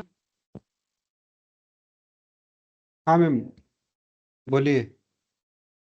हेलो, मेरी आवाज आ रही है नीतीश? हाँ मैम, आपका बहुत बहुत स्वागत है मैम। मैम आप ओके, हमें सुन थैंक पा यू। रही हैं? सभी लोगों का इसमें धन्यवाद जो लोग इसमें जुड़े हैं, और डॉक्टर प्रियांक शर्मा जी आपका बहुत बहुत धन्यवाद। आपने थैंक यू मैम। बहुत अच्छी तरह से सब लोगों को बहुत सरल तरीके से समझाया कि किस तरह से इनको इस समरी वगैरह तैयार करनी है, रिपोर्ट तैयार करनी है। तो मुझे लगता है कि सभी लोग इससे लाभान्वित होंगे, और जो हमारे पास अब आएंगी रिपोर्ट्स वो एक बेहतर प्रारूप में हमको मिलेंगी, ऐसा मेरा विश्वास है।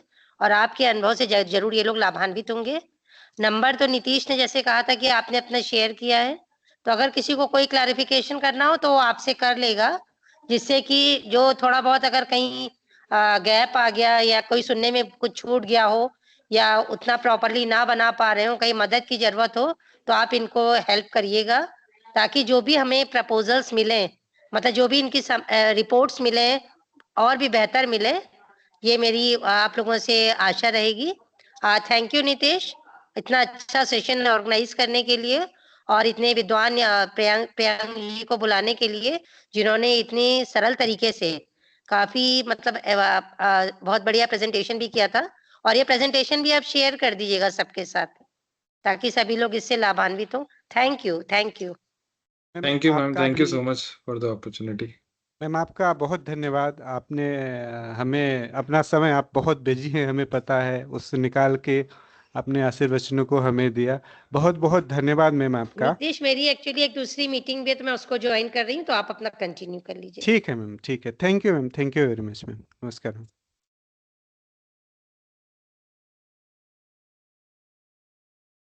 ठीक है, तो अब मैं, क्योंकि समय नहीं है, तो मैं आपको दिखाना चाहता हूँ कि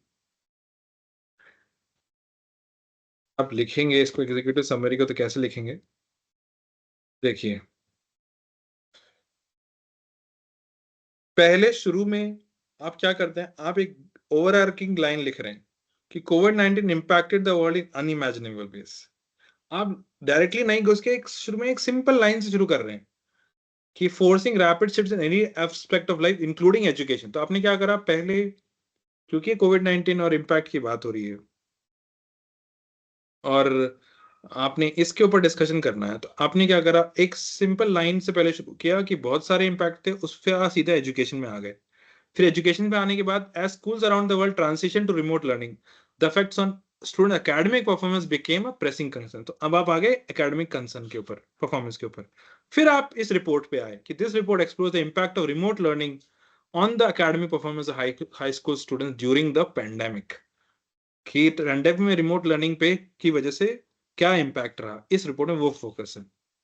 तो आपने देखा, पहले आपने एक ओवरआर्किंग से शुरू किया कि इम्पैक्ट बहुत हुआ, पर एजुकेशन में भी बहुत हुआ। उसके बाद ग्लोबली लोगों ने ट्रांसलेशन किया रिमोट पे, तो रिमोट का ये रिपोर्ट एक्सप्लोर करी इम्पैक्ट क्या रहा।